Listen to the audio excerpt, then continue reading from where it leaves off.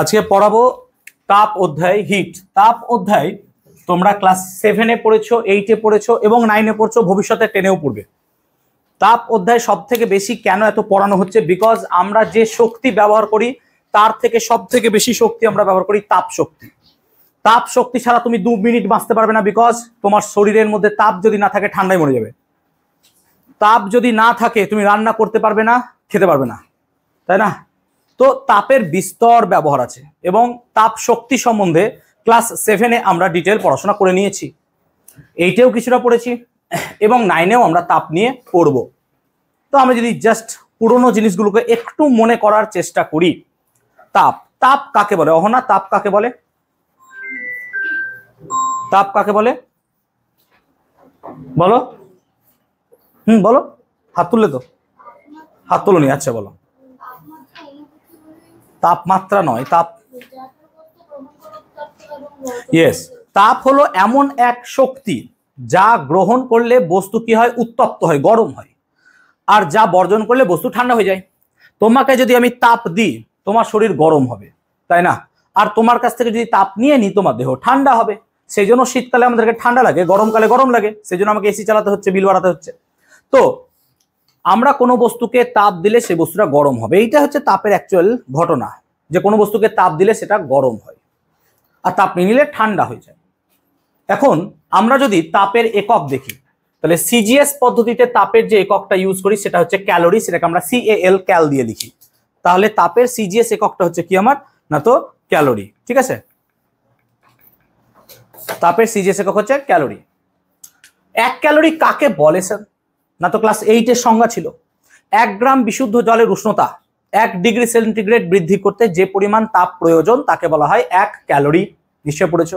এবং সেই জায়গাটায় আমরা পড়েছিলাম 1 ডিগ্রি সেলসিয়াসটাকে 14.5 ডিগ্রি সেলসিয়াস থেকে 15.5 ডিগ্রি সেলসিয়াস বলতে হয়। যাই হোক, তাহলে 1 গ্রাম বিশুদ্ধ জলের উষ্ণতা 1 ডিগ্রি সেন্টিগ্রেড বৃদ্ধি করতে যে পরিমাণ তাপ প্রয়োজন তাকে কি বলছি আমরা? 1 ক্যালোরি। তাহলে সিজিএস একক ক্যালোরি হয়ে গেল। স্যার এসআই একক কি হবে? না তো তাপের এসআই পদ্ধতিতে যে একক হয় সেটা হচ্ছে জুল। জুলকে আমরা ক্যাপিটাল জে দিয়ে লিখি, জুল, ঠিক আছে? 1 জুল কাকে বলে? না তো 1 কেজি। আমরা সিজিএস এ 1 গ্রাম নিয়েছিলাম, এসআই কি নেব? 1 কেজি নেব। তাহলে 1 কেজি বিশুদ্ধ জলের উষ্ণতা 1 ডিগ্রি সেন্টিগ্রেড বৃদ্ধি করতে যে পরিমাণ তাপ প্রয়োজন তাকে বলা হয় কি? 1 জুলস। এবং ক্যালোরি আর জুলের মধ্যে একটা সম্পর্ক আছে, সেটা তোমরা অবভিয়াসলি জানো, যে 1 ক্যালোরি সমান হয় স্যার 4.2 জুল। এটা তোমরা অনেকেই জানো, 1 ক্যালোরি মানে 4.2 জুল হয়। আবার তাপ হচ্ছে এক প্রকারের শক্তি। প্রথমেই বললাম যেহেতু তাপ এক প্রকারের শক্তি, সেই কারণে তাপের যে মাত্রা হবে সেটা শক্তির মাত্রার সাথেই সমান, এবং শক্তির মাত্রা হয় স্যার ml² T⁻²⁻²। সেই জন্য তাপের মাত্রাটাও কত হবে স্যার? ml² T⁻²। এটা হচ্ছে গল্প। এখন তাপ কোনো একটা বস্তুর মধ্যে থাকে, কিন্তু আমরা কোনো একটা বস্তুর তাপ কতটা সেটা মাপতে পারি না, বরং আমরা তাপের আদান প্রদানটা মাপতে পারি। কিন্তু কোনো বস্তুর মধ্যে কতটা পরিমাণ তাপ থাকে সেটা কি কি বিষয়ের উপর নির্ভর করে সেটা আমরা জানতে পারি। তাপ মাপা হয় যে যন্ত্রের সাহায্যে, বা তাপের আদান প্রদান মাপা হয় যে যন্ত্রের সাহায্যে, সেই যন্ত্রটার নাম হচ্ছে ক্যালোরিমিটার। তাই মাথায় রাখবো তাপ মাপার যে যন্ত্র স্যার সেটাকে বলবো আমরা ক্যালোরিমিটার। এটা হচ্ছে গল্প। এখন কোনো বস্তুর মধ্যে কতটা তাপ আছে সেটা আমরা বাইরে থেকে বুঝতে পারি না, কি করে বুঝবো তাহলে স্যার? না তো তাপের একটা বহিঃপ্রকাশ দরকার। যেমন ধরো আমি তোমাদের পড়াচ্ছি, অনেকে চুইংগাম চেবাচ্ছে, বুঝতে পারবে না পড়া কি চলছে না চলছে, চুইংগাম চেবাতে ব্যস্ত। তো কতটা পড়াচ্ছি বা আমি যা পড়াচ্ছি সেটা তোমরা অনেকে অনেক রকম ভাবে নিচ্ছ। এখন কেউ হয়তো ভাবছে কালকে 15 আগস্ট আমি শাড়ি পরবো না কি পরবো, এটা নিয়ে অনেকে ভাবছে কামিজের পায়জামা পাঞ্জাবি পরবো কিনা, তাই না?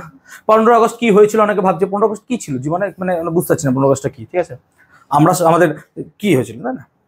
দেশ স্বাধীন হয়েছিল তো। ওকে, তো আবার অনেকে কি হচ্ছে ডেডিকেশন দিয়ে পড়াশোনাটা করছে, যে না স্যার এখানে এটা চলছে। তো বিভিন্ন জন বিভিন্ন রকম ভাবছে, আজকে বাড়িতে বিরিয়ানি রান্না হয়েছে, বিরিয়ানি কখন গিয়ে খাবো, এরকম বিভিন্ন রকমের চিন্তা ভাবনা, বিভিন্ন রকম। তো সবাই পড়াশোনাটাকে আমরা সমানভাবে নিচ্ছি না, তাই না? পড়াশোনাটাকে আমরা সবাই সমানভাবে নিচ্ছি না। তাহলে সেই রকম ভাবেই আমরা ডাইরেক্ট এখানে বুঝতে পারবো না যে কে পড়া শুনছো না শুনছো, কিন্তু যদি আমি কোয়েশ্চেন করি কাউকে যে বলো তো এটা এখনই পড়লাম কি হবে, বাট তখন আমি জানতে পারবো যে তুমি পড়া শুনছো কি না। তাহলে তোমাদের পড়াশোনা কেমন হচ্ছে সেটা জানার জন্য আমার কাছে সব থেকে বেস্ট উপায় হচ্ছে পরীক্ষা বা প্রশ্ন। পরীক্ষা হলে আমি জানতে পারবো যে হ্যাঁ তোমার পড়া ঠিকঠাক আছে, পরীক্ষায় তুমি 10 পেয়েছো, ঠিক আছে, মোটামুটি যাই পেয়েছো পেয়েছো, 20-তে 10 মানে যথেষ্ট ভালো, ঠিক আছে। আবার কেউ 20-তে 20 পেয়েছে, আরো ভালো, কেউ 20-তে 2 পাচ্ছে, বেকার। তো এরকম ভাবে আমরা ভাবতে পারি যে তুমি পড়াশোনা 20-তে 2 পেয়েছো, করোনি, হ্যাঁ স্যার করা হয়নি আমার কোনো কারণে, পড়াশোনা নাই হতে পারে, পরের দিন আবার পড়ে নিও ভালো করে, তাহলেই হবে, তাই না? তো এক্ষেত্রেও তাই। তাহলে স্যার কোনো একটা পদার্থের মধ্যে তাপ কতটা আছে আমি কি করে বুঝবো? তাহলে তাপ কতটা আছে বোঝার জন্য তার একটা বহিঃপ্রকাশ দরকার হয়।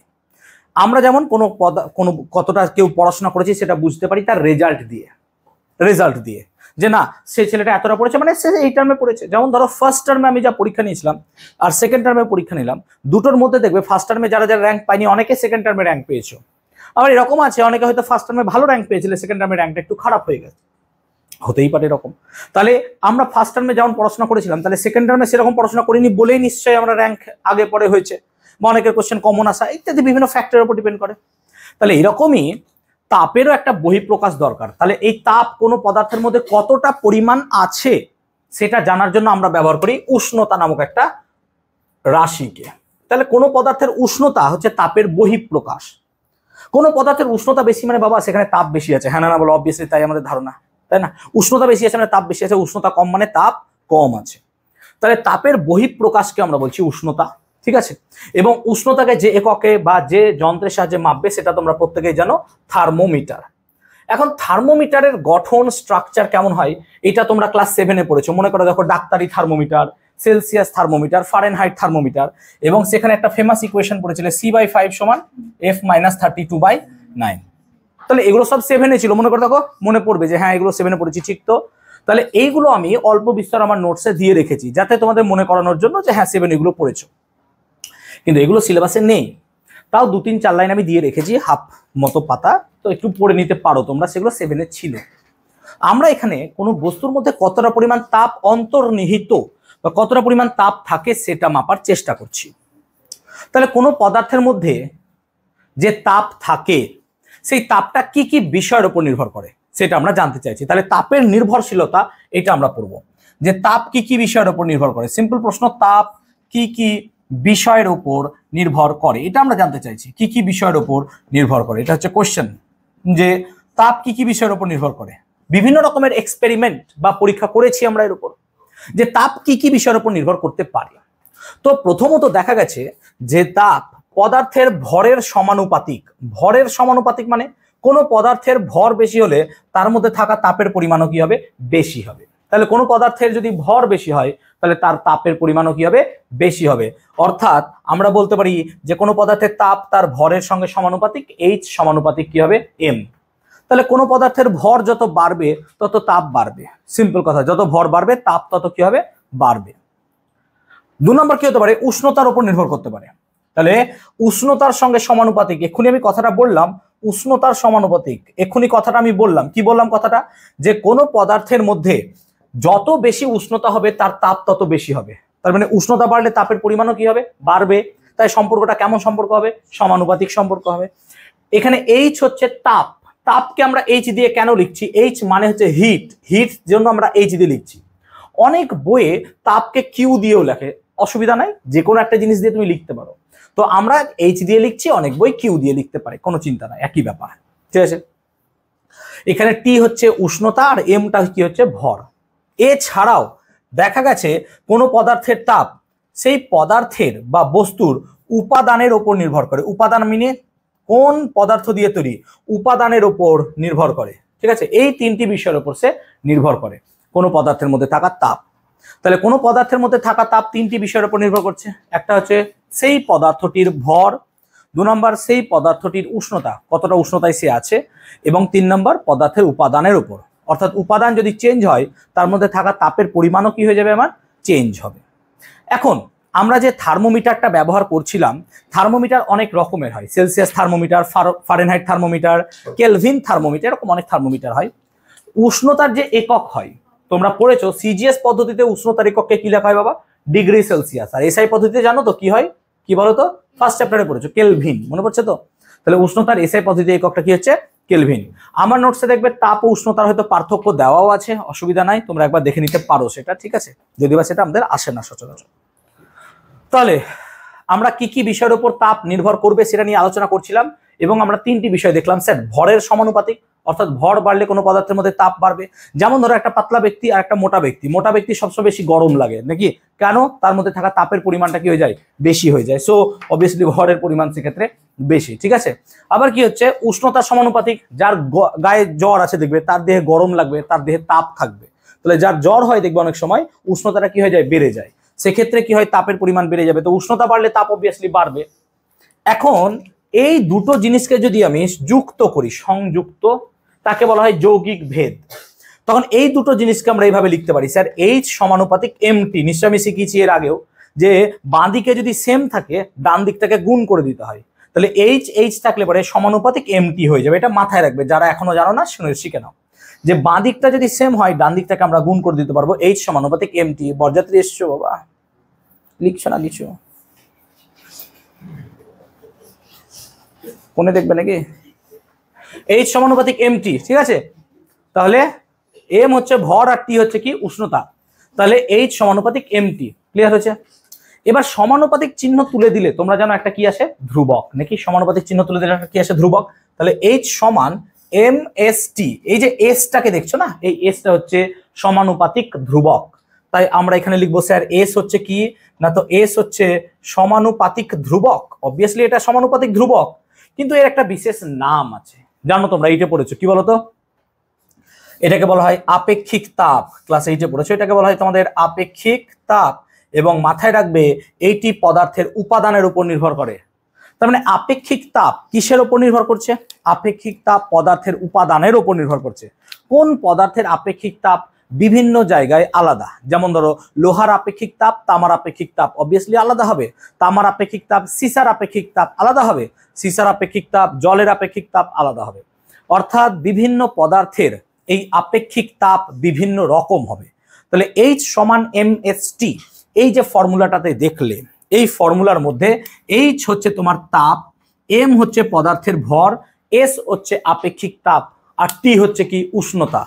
তাহলে এসটা হচ্ছে আমার আপেক্ষিক তাপ এবং এটি পদার্থের উপাদানের উপর নির্ভর করে। এখন আমরা এই আপেক্ষিক তাপটাকে নিয়ে একটু পড়াশোনা করতে চাই। তাহলে এস সমান আমি লিখতে পারবো এইচ বাই এম টি। যদি অঙ্কের ন্যূনতম জ্ঞান থাকে তাহলে এটা লিখতে পারবে, এইচ সমান এম এস টি থেকে এস সমান এইচ বাই এম টি। যারা মনে করছো কি করে চলে এলো, দেখো এস সমান এইচ, এম টিটাকে নিচে পাঠালাম বলে এইচ বাই এম টি হয়েছে। তাহলে এস সমান এইচ বাই এম টি। এইখান থেকে আমরা আপেক্ষিক তাপের সংজ্ঞা লিখতে পারবো। সংজ্ঞা লেখার দরকার নাই, যেহেতু নোটসে আছে, বইয়ে আছে, সব জায়গাতেই আছে, তোমরা লিখে নেবে সেখান থেকে। আমি সংজ্ঞাটা বুঝিয়ে দিচ্ছি। তাহলে এস সমান এইচ বাই এম টি, এই ফর্মুলা অনুযায়ী একক ভরের কোনো পদার্থের উষ্ণতা 1 ডিগ্রি বৃদ্ধি করতে যে পরিমাণ তাপের প্রয়োজন হয় তাকে বলা হয় তার আপেক্ষিক তাপ। তাহলে একক ভরের কোনো পদার্থের উষ্ণতা একক পরিমাণ বৃদ্ধি করতে বা 1 ডিগ্রি বৃদ্ধি করতে যে পরিমাণ তাপের প্রয়োজন হয় তাকে বলা হয় তার আপেক্ষিক তাপ। একক ভরের কোনো পদার্থের উষ্ণতা 1 ডিগ্রি বৃদ্ধি করতে যে পরিমাণ তাপের প্রয়োজন হয় তাকে বলা হয় তার আপেক্ষিক তাপ। বাস হয়ে গেল সুন্দর সংজ্ঞা। এখন আপেক্ষিক তাপের একক কি হবে স্যার? এটা তো আপেক্ষিক তাপের সংজ্ঞা হলো। তাহলে একক ভরের কোনো পদার্থের উষ্ণতা 1 ডিগ্রি অথবা একক পরিমাণ বৃদ্ধি করতে যে পরিমাণ তাপের প্রয়োজন হয় তাকে বলা হয় তার আপেক্ষিক তাপ। দেখো 4 বার বললাম, মুখস্থ হয়ে যাওয়া উচিত আপেক্ষিক তাপ। তাহলে এবার আমরা পড়াশোনা করবো আপেক্ষিক তাপের একক নিয়ে। তাহলে এখন আপেক্ষিক তাপের যদি আমরা একক নিয়ে আলোচনা করি, একক, তাহলে দেখো সিজিএস পদ্ধতিতে একক কি হবে বলো? তাহলে সিজিএস পদ্ধতিতে একক হচ্ছে এইচ। এইচ মানে কি বাবা? তাপ। তাহলে তাপের একক কি হয়? ক্যালোরি। দেখো লিখে রেখেছি সিজিএস পদ্ধতিতে তাপের একক ক্যালোরি। তাহলে স্যার ক্যালোরি। আর নিচে কি আছে? ভর। সিজিএস পদ্ধতিতে ভরের একক কি হয়? গ্রাম। তাহলে গ্রাম লিখবেন স্যার। আর উষ্ণতার একক সিজিএস পদ্ধতিতে কি হয় স্যার? Degree Celsius. তাহলে calorie per gram degree Celsius, এটাকে আমরা এইভাবে লিখবো, ক্যালোরি গ্রাম -1 ডিগ্রি সি -1। এটা হচ্ছে সিজিএস পদ্ধতিতে আপেক্ষিক তাপের একক। তাহলে সিজিএস পদ্ধতিতে আপেক্ষিক তাপের একক হচ্ছে calorie gram -1 degree centigrade to the power -1। এবং এসআই পদ্ধতিতে যদি দেখো তাহলে তোমরা নিজেরাই পারবে স্যার এসআই পদ্ধতিতে কি হবে। তাহলে তাপের জায়গায় যেখানে ক্যালোরি লিখেছি, ক্যালোরির জায়গায় কি লিখবো বলো তো? জুল। কেন? তাপের এসআই পদ্ধতিতে একক কি বাবা? জুল। আর নিচে গ্রামের বদলে কি লিখবো বলো? কেজি লিখবো, নিশ্চয়ই বুঝতে পারছো। আর ডিগ্রি সেলসিয়াসের জায়গায় কি লিখবো স্যার? কেলভিন। তাই এই এককটাকে আমরা এইভাবে লিখবো, joule, KG to the power -1, kelvin to the power -1। তাহলে এই দুটো হচ্ছে তার একক। তাহলে আপেক্ষিক তাপের সিজিএস এবং এসআই পদ্ধতিতে আমরা এককটা পেলাম calorie gram to the power -1, degree Celsius to the power -1 এবং joule KG to the power -1, kelvin to the power -1। আমরা দু রকমের একক পেলাম। এখন আমরা যদি এই দুটো এককের মধ্যে সম্পর্ক বার করতে চাই তাহলে সম্পর্কটা কি হবে ভালো করে দেখি একটু।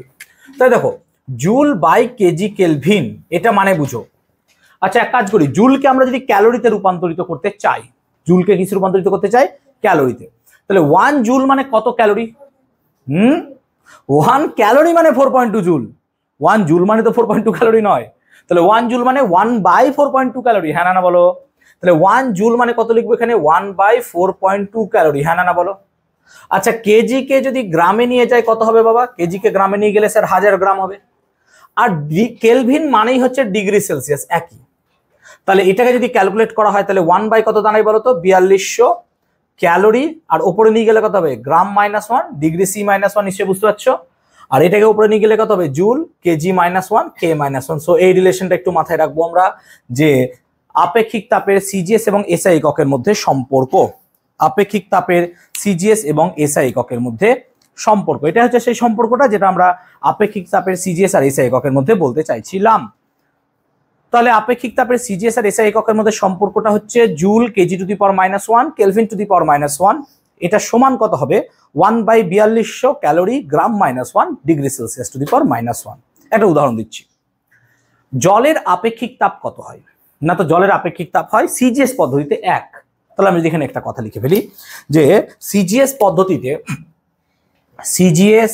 পদ্ধতিতে জলের আপেক্ষিক তাপকে অনেক বড় বলে আমি আতা লিখলাম, হ্যাঁ, আপেক্ষিক তাপ।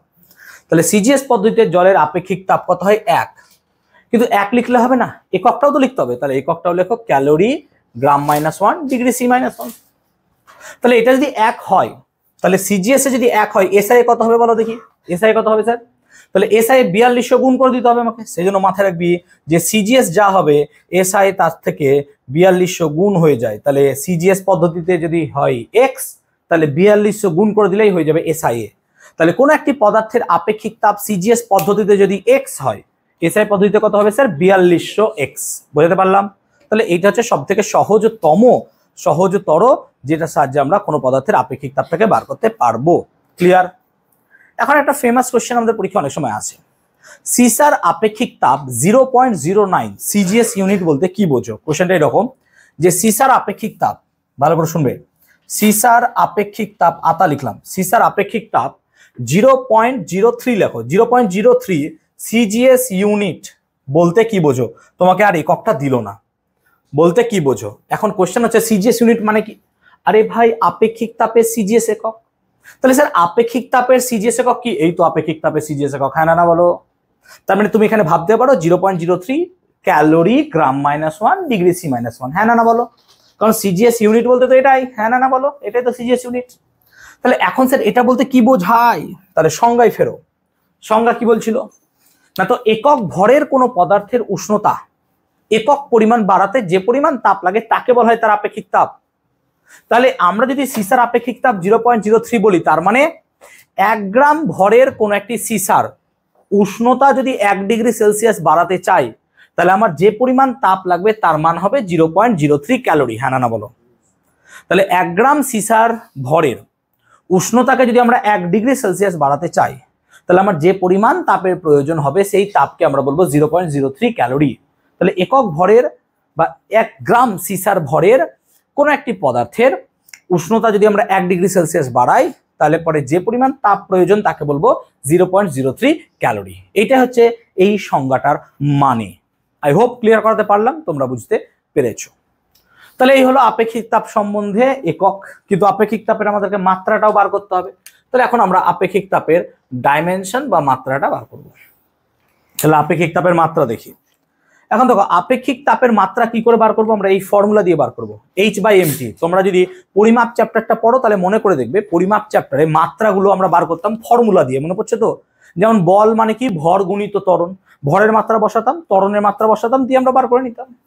তাহলে এখানে যদি আমাকে আপেক্ষিক তাপের মাত্রা বার করতে হয়, তাহলে তাপের মাত্রা বসাতে হবে, ভরের মাত্রা, আর কি করতে হবে আমাকে? সময়ের মাত্রা বসাতে হবে, তাই না? তাপের মাত্রা, ভরের মাত্রা, সময়ের মাত্রা, ঠিক তো? ক্রিস বলো তো তাপের মাত্রাটা কি ছিল? আমি এখানে মিটিয়ে দিলাম।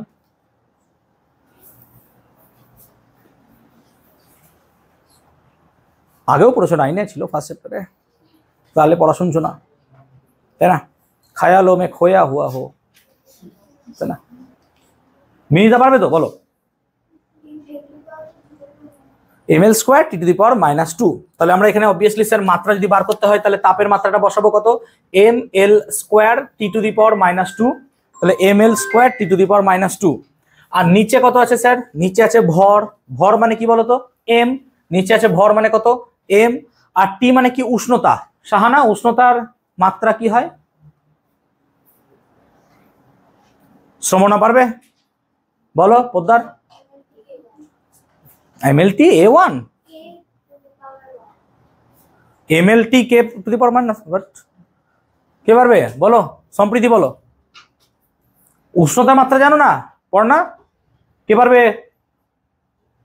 উষ্ণতার মাত্রা থিটা দিয়ে লিখি, 7টা রাশি লিখিয়েছিলাম না, ভরের মাত্রা m, দৈর্ঘ্যের মাত্রা l, সময়ের মাত্রা t, প্রবাহ মাত্রা কি লিখেছিলাম i, উষ্ণতার মাত্রা লিখেছিলাম থিটা, দীপন প্রাবল্যের মাত্রা কি লিখেছিলাম ক্যাপিটাল জে, মনে পড়ছে? আর পদার্থের পরিমাণের মাত্রা কি লিখেছিলাম ক্যাপিটাল এম। ফার্স্ট চ্যাপ্টার হারিয়ে ফেলেছো, ঠিক আছে, রিভিশন করাটা শুরু করবো আমরা এই সামনের সপ্তাহ থেকে, ঠিক আছে? সামনের সপ্তাহে পরীক্ষাটা হয়ে গেলে আমরা রিভিশন শুরু করবো, কারণ আমাদের একটা চ্যাপ্টারই পড়ে থাকবে শব্দ। শব্দ আর মিশ্রণের উপাদানের পৃথকীকরণ, ওটা চ্যাপ্টার বলিও না, 2 পাতার চ্যাপ্টার, ওটা এমনিতেই শেষ হয়ে যাবে, ঠিক আছে? ওই এই চ্যাপ্টারগুলো চাপেই ওটা শেষ হয়ে যাবে। তো আমরা সামনের সপ্তাহে এটা পরীক্ষা নেওয়ার পরই মোটামুটি রিভিশন শুরু করে দেবো। আমি পুরো বই রিভিশন করাবো, যার যখন যে চ্যাপ্টার থাকবে সেটা সে রিভিশন দেবে। যার পুরো বই আছে তার কপাল খারাপ, যার যদি কোনো চ্যাপ্টার বাদ দেয় তাহলে সেটা ঠিক আছে, ক্লিয়ার? তাহলে আমরা যদি এখন কেটে দিই mm, তাহলে কত দাঁড়ায়, l square T to the power -2 theta to the power -1, এইটা হচ্ছে মাত্রা।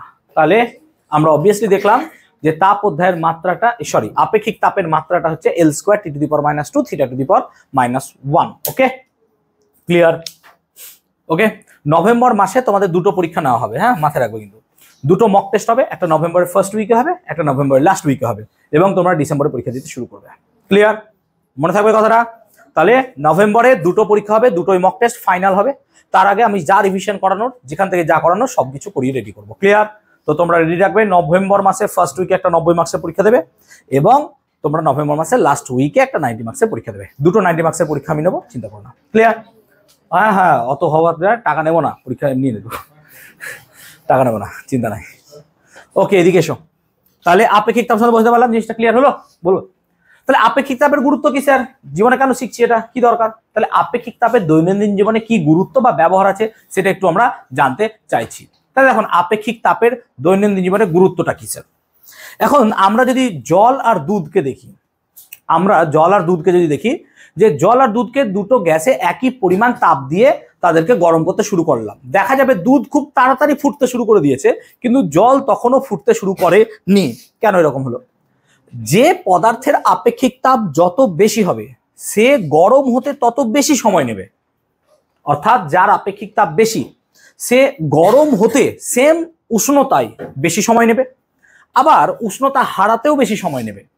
সেই কারণে দুধ আর জলকে যদি একই পরিমাণ তাপ দেওয়া হয়, দেখা যাবে যে দুধ খুব তাড়াতাড়ি গরম হয়ে যাচ্ছে, কারণ দুধের আপেক্ষিক তাপ কি কম, আর জলের আপেক্ষিক তাপ কি বেশি।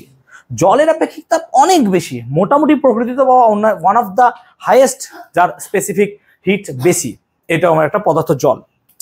আবার আমরা যখন কোনো জায়গায় ব্যথা পাই, সেক দেওয়ার ওয়াটার বটল বা হট ব্যাগে আমরা জল ব্যবহার করি। কেন জল ব্যবহার করি? কারণ জল অনেকক্ষণ তাপকে ধরে রাখতে পারে। কেন? আমরা বারবার বললাম জলের আপেক্ষিক তাপ যেহেতু বেশি, সেই কারণে জল গরম হতেও বেশি সময় নেয়, আবার ঠান্ডা হতেও বেশি সময় নেয়।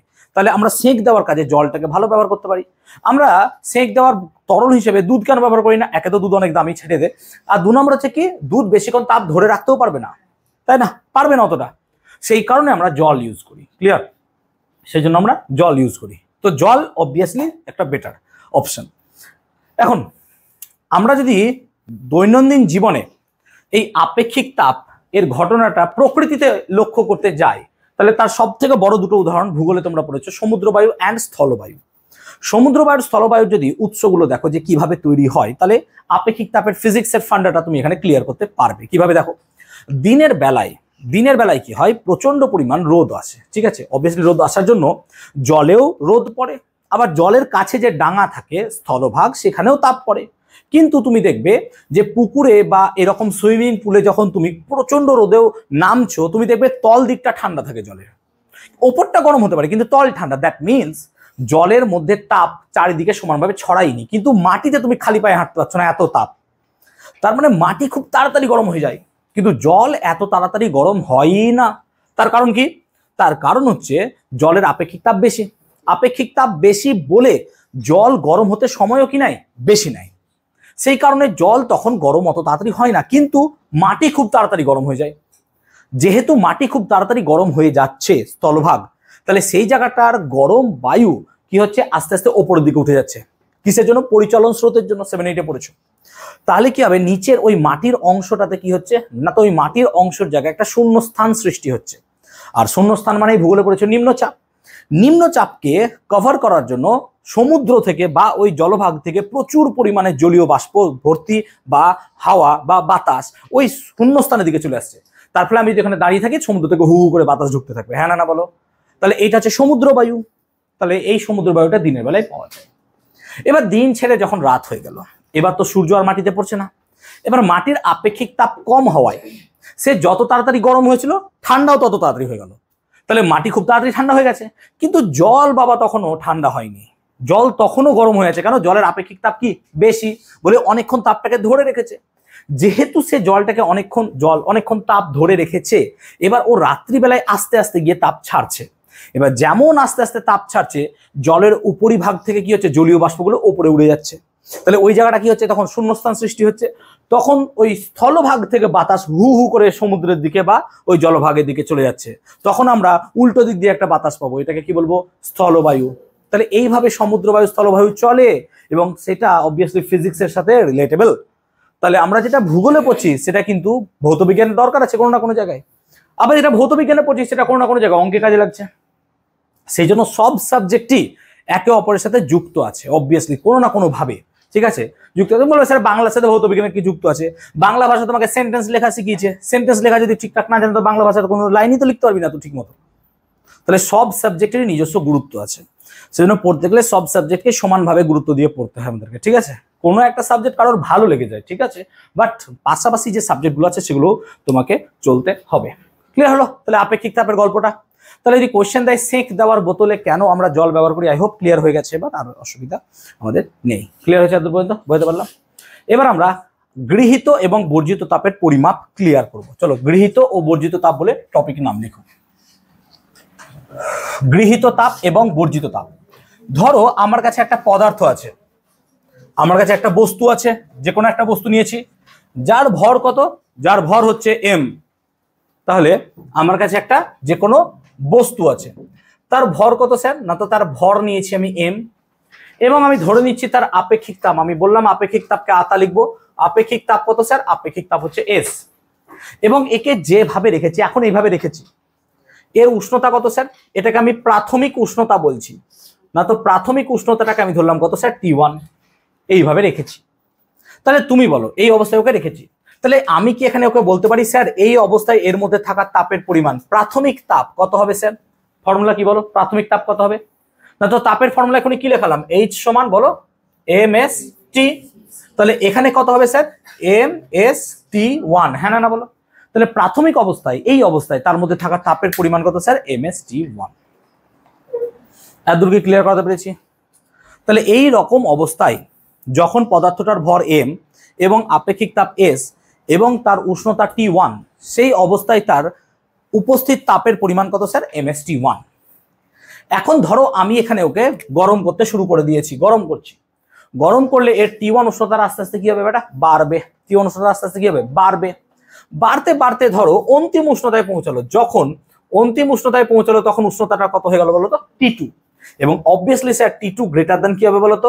T1। নাকি অন্তিম উষ্ণতাটা বেশি? কেন? তুমি তাপ দিয়েছো না ভাই। তোমার কাছে 20 ডিগ্রি সেলসিয়াসের একটা পদার্থ ছিল বা বস্তু ছিল, এবার তুমি তার তলে গ্যাস জ্বালিয়ে দিয়েছো। এবার 20 ডিগ্রি সেলসিয়াস থেকে সে আস্তে আস্তে 40 যাবে, 40 থেকে 50, যেমন তাপ দিয়েছো সেরকম ভাবে চলতে থাকবে। তাহলে আমি অন্তিম উষ্ণতা যদি T2 হয়, তাহলে কি আমি কি লিখতে পারবো যে স্যার অন্তিম তাপ আপনি লিখবেন কত বলো তো? mst2। হ্যাঁ না বলো? তাহলে অন্তিম তাপটা কত লিখবেন? mst2। এতদূর কি ক্লিয়ার হয়েছে আমাকে বলো? এতদূর কি ক্লিয়ার হয়েছে? এতদূর কি ক্লিয়ার হয়েছে? এবার তুমি বলো, এবার বলো এবার তুমি বলো, তাহলে এই জায়গাটায় যদি অন্তিম তাপের পরিমাণ বেশি হয় বা অন্তিম উষ্ণতার পরিমাণ বেশি, টি2 পরিমাণ টি1 এর থেকে বেশি, তাহলে অন্তিম তাপের পরিমাণ প্রাথমিক তাপের থেকে বেশি, হ্যাঁ না বলো? তার মানে তোমার প্রথমে তাপ কম ছিল, পরে তোমার তাপ বেড়ে গেল, তার মানে তুমি তাপ নিয়েছো, হ্যাঁ না বলো? আজকে তাপ অধ্যায় পড়ানোর পর তোমার মধ্যে কিছুটা পরিমাণ তাপ অধ্যায়ের পড়াশোনা ঢুকবে, তার মানে কি তুমি আগে তাপ সম্বন্ধে কিছু জানতে না, এখন তাপ সম্বন্ধে কিছু জানলে, তার মানে তুমি গ্রহণ করেছো, ইয়েস অর নো? তাহলে এখানে তাপ গ্রহণ হয়েছে, তাই গৃহীত তাপ কত লিখবো? তাহলে স্যার গৃহীত তাপ আপনি কত লিখবেন? তাহলে গৃহীত তাপ মানে অন্তিম তাপ মাইনাস প্রাথমিক তাপ, হ্যাঁ না বলো? কেন বলো তো? অন্তিম তাপের পরিমাণ কি বেশি আর প্রাথমিক তাপের পরিমাণ কি? সেজন্য আমরা যদি এখান থেকে এম এসটাকে কমন নিয়ে নিই, তাহলে এম এস কমন গেলে কত হবে? টি2 মাইনাস টি1, হ্যাঁ না বলো? তাই আমরা এখান থেকে গৃহীত তাপটা, বুঝতে পারলি বেটা, গৃহীত তাপটা লিখতে পারলাম কত? M S T two minus T one. তাহলে গৃহীত তাপের ফর্মুলা কত লিখলাম? এম এস ব্র্যাকেটে টি2 মাইনাস টি1, বুঝতে পেরেছো? এই হলো গল্প। এবার এমনও তো হতে পারে যে সবসময় সে তাপ নাও নিতে পারে, তাপ ছেড়েও দিতে পারে, তাই না? হতে পারে না? তাহলে কখনো কখনো সে তাপ ছেড়েও দিতে পারে। যখন তাপ ছাড়বে, তাহলে যখন তাপ ছাড়বে তখন টি2 পরিমাণটা কি হবে বলতো? কম, হ্যাঁ না বল? তার মানে এটা গৃহীত তাপ ছিল, কিন্তু যখন বর্জিত তাপ হবে, ভালো করে বোঝ, বর্জিত তাপের ক্ষেত্রে তখন কি হবে বলতো? টি2 লেস দ্যান টি1, হ্যাঁ না বল? কেন হবে বলতো? কারণ তাপ যদি আস্তে আস্তে ছেড়ে দেয়, তাহলে তার উষ্ণতারও আস্তে আস্তে কি হবে? কমবে। তাহলে টি1 এর মান বেশি হবে, টি2 এর মান কম হবে। তাহলে টি2 লেস দ্যান যদি টি1 হয়, তাহলে বর্জিত তাপটাকে কি লিখবো? তাহলে বর্জিত তাপ কি লিখবো বলতো? তখন লিখবো প্রাথমিক তাপ মাইনাস অন্তিম তাপ, হ্যাঁ না বল? যখন গৃহীত তাপ হলো তখন দেখ অন্তিম তাপটা বেশি ছিল, প্রাথমিক তাপ কি ছিল? কম। কিন্তু যখন তাপ ছেড়ে দিচ্ছি, তাহলে আমার প্রাথমিক তাপটাই তো বেশি, অন্তিম তাপ তো কম, আমি তো ছেড়ে দিচ্ছি রে বাবা, তাই না? তাহলে আমার কি হবে? প্রাথমিক তাপটা বেশি, অন্তিম তাপটা কি হবে? কম। তাই এক্ষেত্রে আমরা প্রাথমিক তাপ মাইনাস কি লিখবো?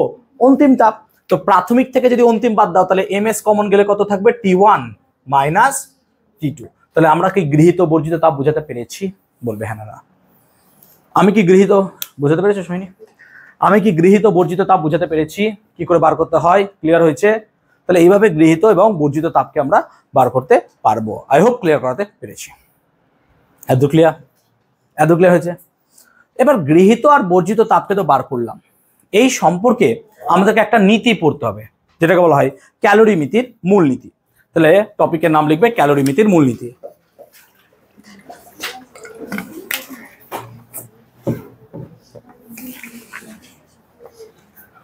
ক্যালোরিমিতির মূলনীতি। ধরো আমরা একটা পাত্র নিলাম, এই পাত্রটা দেওয়াল এমন ভাবে তৈরি যে কোনো তাপকে ভেতরে ঢুকতে দেবে না, না ভেতরের তাপকে বাইরে বেরোতে দেবে, এরকম একটা পাত্র নিলাম আমরা, ঠিক আছে? তাহলে আমরা কি করলাম? একটা পাত্র চয়েস করেছি, ভেরি গুড, এরকম একটা পাত্র নিলাম। চলো এরকম পাত্র, এই পাত্রের মধ্যে আমি কিছু পরিমাণ জল নিলাম, কিছু পরিমাণ জল নিলাম। বোঝানোর সুবিধার্থে বলছি, একটা তরল পদার্থ নিয়েছি, তুমি সেটাকে জল ভাবতে পারো। আমি একটা তরল পদার্থ নিয়েছি, সেটাকে তোমরা জল ভাবতে পারো। ওকে, আচ্ছা অ্যাটেন্ডেন্স শিটে সাইন করে থাকো। এবার যে জলটা নিয়েছি, তাহলে সেই জলের ভর আমি বলছি কত স্যার? m1। আমি বলছি জলের ভর কত? m1। যে জলটা নিয়েছি সেই জলের ভর কত? m1। আর জলের আপেক্ষিক তাপ কত আমি ধরছি? সেটা হচ্ছে s1। জলের আপেক্ষিক তাপ কত? s1। এমনিতে জলের আপেক্ষিক তাপ আমরা জানি কত বলো তো? 1। সিজিএস পদ্ধতিতে 1 হয়, আর এসআই কত হয়? 4200, 4200, ঠিক তো? আর জলের উষ্ণতাটাকে আমি ধরলাম কত স্যার? না তো জলের উষ্ণতাটাকে ধরলাম আমি T1। জলের উষ্ণতাটাকে কি ধরলাম? T। এখন আমরা কি করছি? একটা খুব ভারী এরকম বড় লোহার একটা বল নিচ্ছি, এবার এই লোহার বলের ক্ষেত্রে আমি ধরছি যে লোহার বলের ভর কত? m2। এই বলটা নিয়েছি একটা, এই বলটার ভর কত ধরছি? m2। এবং লোহার বলের আপেক্ষিক তাপ কত ধরছি? না তো লোহার বলের আপেক্ষিক তাপটাকে আমি ধরছি s2। লোহার বলের আপেক্ষিক তাপটাকে ধরছি কত? s2। এবং লোহার বলের উষ্ণতাটাকে আমি কত ধরছি স্যার? লোহার বলের উষ্ণতাটাকে আমি ধরছি T2। এইটা আমি ধরলাম যে আমার কাছে একটা পাত্র আছে, সেই পাত্রে কিছু পরিমাণ জল নিয়েছি, এবং সেই জলের ভর ধরেছি m1, আপেক্ষিক তাপ ধরেছি s1, আর উষ্ণতা ধরেছি t1। এরকম একটা বল আছে, সেই বলের ভর ধরেছি m2, আপেক্ষিক তাপ ধরেছি s2, আর উষ্ণতা ধরেছি t2। এবার তুমি ধরো ইম্যাজিন করো যে এই t2-র মান t1 এর থেকে অনেক বেশি, মানে এটা ধরো 20 ডিগ্রি সেলসিয়াস, এটা ধরো 2000 ডিগ্রি সেলসিয়াস, এরকম ভাবো, অনেক বেশি। তাহলে কি কি প্রশ্ন আছে বলো? তাহলে এরকমই ধরলাম যে অনেক বেশি, এরকম ধরো, বা এরকম ধরো এটা 10, এটা 100 ডিগ্রি, এরকম ভাবো। দিয়ে আমি কি করলাম, এই বলটাকে এখানে ফেলে দিলাম, এই বলটাকে এখানে ফেলে দিলাম, দিয়ে এটাকে পুরো সিল করে দিলাম। সিল কেন করলাম? যাতে ভেতরের তাপ বাইরে না যায়, বাইরের তাপ ভেতরে না আসে, এইভাবে রেখে দিলাম। এবার রেখে দিলে কি হবে স্যার? রেখে দিলে এ তাপ বর্জন করবে, হ্যাঁ না না বলো? এ তাপ বর্জন করবে, কেন? এর উষ্ণতা কি বেশি, যার উষ্ণতা বেশি হয় সে তাপ কি করে, তাহলে এ তাপ বর্জন করবে, এ তাপ বর্জন করবে। আর তাপটা গ্রহণ করবে কে স্যার? জল। তাহলে জল পড়ে আছে, জল তাপ গ্রহণ করবে, তাই না? আমি যেমন এখানে কি হচ্ছে, আমি এখানে তোমাদেরকে দিচ্ছি, পড়াশোনা দিচ্ছি, আর তোমরা সেই পড়াশোনাটা গ্রহণ করছো। কিন্তু পড়াশোনা কোনোদিনই এরকম হয় না যে একতরফা দেবে একতরফা নেবে। পড়াশোনা সবসময় গিভ অ্যান্ড টেক হয়। কিছু জিনিস আমিও তোমাদের কাছ থেকে শিখি ডেইলি, তাই না? কি করে না পড়ে থাকা যায় সেটা আমি সব থেকে বেশি শিখি তোমাদের কাছ থেকে। যে হ্যাঁ, যে না পড়ে দিনের পর দিন কাটানো যায়, এটা আমি তোমাদের কাছ থেকে অবভিয়াসলি খুব ভালো মতো শিখি আমি, ঠিক আছে? সেটা আমি আমার লাইফে ইমপ্লিমেন্ট করি। ঠিক আছে, আজ কোশ্চেন আছে, করবো না, পরীক্ষা আছে, কিন্তু এরকম হয় না কখনো। পরীক্ষা থাকলে তো যেদিন পরীক্ষা থাকে না সেই দিনই তো পরীক্ষা নিই, যেদিন বলে দিই পরীক্ষা নেবো সেদিন তো নেবই নেবো। তো এরকম কিছু সিচুয়েশন হলো। এবার তোমরা বলো, শীতকালে যখন তোমরা জলের মিক্সচার তৈরি করো, ঠিক আছে, তখন তোমরা সবথেকে বড় সায়েন্টিস্ট হয়ে যাও, যে কতটা গরম জলের সাথে কতটা ঠান্ডা জল দিলে পরে এক্স্যাক্টলি সেই টেম্পারেচার আমরা নিতে পারবো। এমন টেম্পারেচার নেবো দেহ থেকে ভাপ উঠে, এরকম টাইমে শীতকালে ইমাজিন করো, ঠিক আছে, গরম জলের গরম জল। এবার এরকমই সিচুয়েশন ভাবতে পারো, তাহলে এটার উষ্ণতা অনেক বেশি, এটার উষ্ণতা অনেক কম। এবার একের মধ্যে ঢেলেছি, তাহলে যদি এরকম হয়, জাস্ট একটা রাফ মাথায় ক্যালকুলেশন করছি, বা জাস্ট সিম্পল, যে স্যার এটা ছিল ধরুন 20 ডিগ্রি সেলসিয়াস, আর এটা নিলাম 100 ডিগ্রি সেলসিয়াস, দিয়ে দুটোকে মিশিয়ে রেখে দিলাম, ছেড়ে দিলাম। ছেড়ে দিলে কি হবে বলো তো? একটা এমন সময় আসবে যখন এর উষ্ণতা আর এর উষ্ণতা সেম হয়ে যাবে, হ্যাঁ না বল? সেম কেন হবে বলতো? কারণ যাতে কোনো তাপের আদান প্রদান আর না হয়, তাপের আদান প্রদান যাতে না হয়, এদিকে দেখো না, তাপের আদান প্রদান যাতে না হয়। এবার যখন এদেরকে মিক্স করে দিয়েছি, তারপর এই মিক্সচারের জল আর এই বলটার মিক্সচারের একটা নতুন উষ্ণতা পাওয়া যাবে, হ্যাঁ না বলো? যেই উষ্ণতা 20 আর 100-র মাঝামাঝি কোনো এক জায়গা হবে, হ্যাঁ না বল? যেমন তুই 100 ডিগ্রির ফুটন্ত জল, তার সঙ্গে যদি 20 ডিগ্রি সেলসিয়াসের ঠান্ডা জল মেশাস, তাহলে তুই দেখবি যে সেই মিশ্রণের উষ্ণতা সামহাও 30, 40, 50 এরকম ডিগ্রিতে চলে যাবে। তাহলে আমিও তাই বলছি যে এই দুটোকে যখন মিক্সড করে দিয়েছি, তখন কি হয়েছে, এই জল আর বলের যে মিশ্রণ, তার একটা নতুন উষ্ণতা পাওয়া যাবে, যেটা হবে T1 আর T2-র মাঝারি কোনো জায়গা, হ্যাঁ না বল?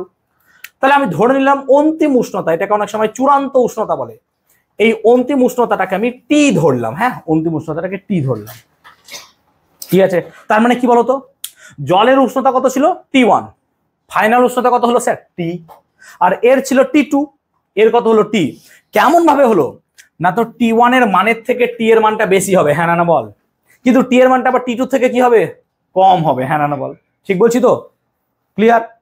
তাহলে এখন বলো, তাপ কে গ্রহণ করেছে? কে তাপ গ্রহণ করেছে? শ্রমণা তাপ গ্রহণ করেছে কে এই সিচুয়েশনটাতে বলো তো? কে তাপ, দাঁড়াও ওকে বলতে দাও, কে তাপ গ্রহণ করেছে? সাতকাণ্ড রামায়ণ পড়িয়ে দিয়েছি, তাপ গ্রহণ করছেটা কে? কে তাপ গ্রহণ করছে? কে?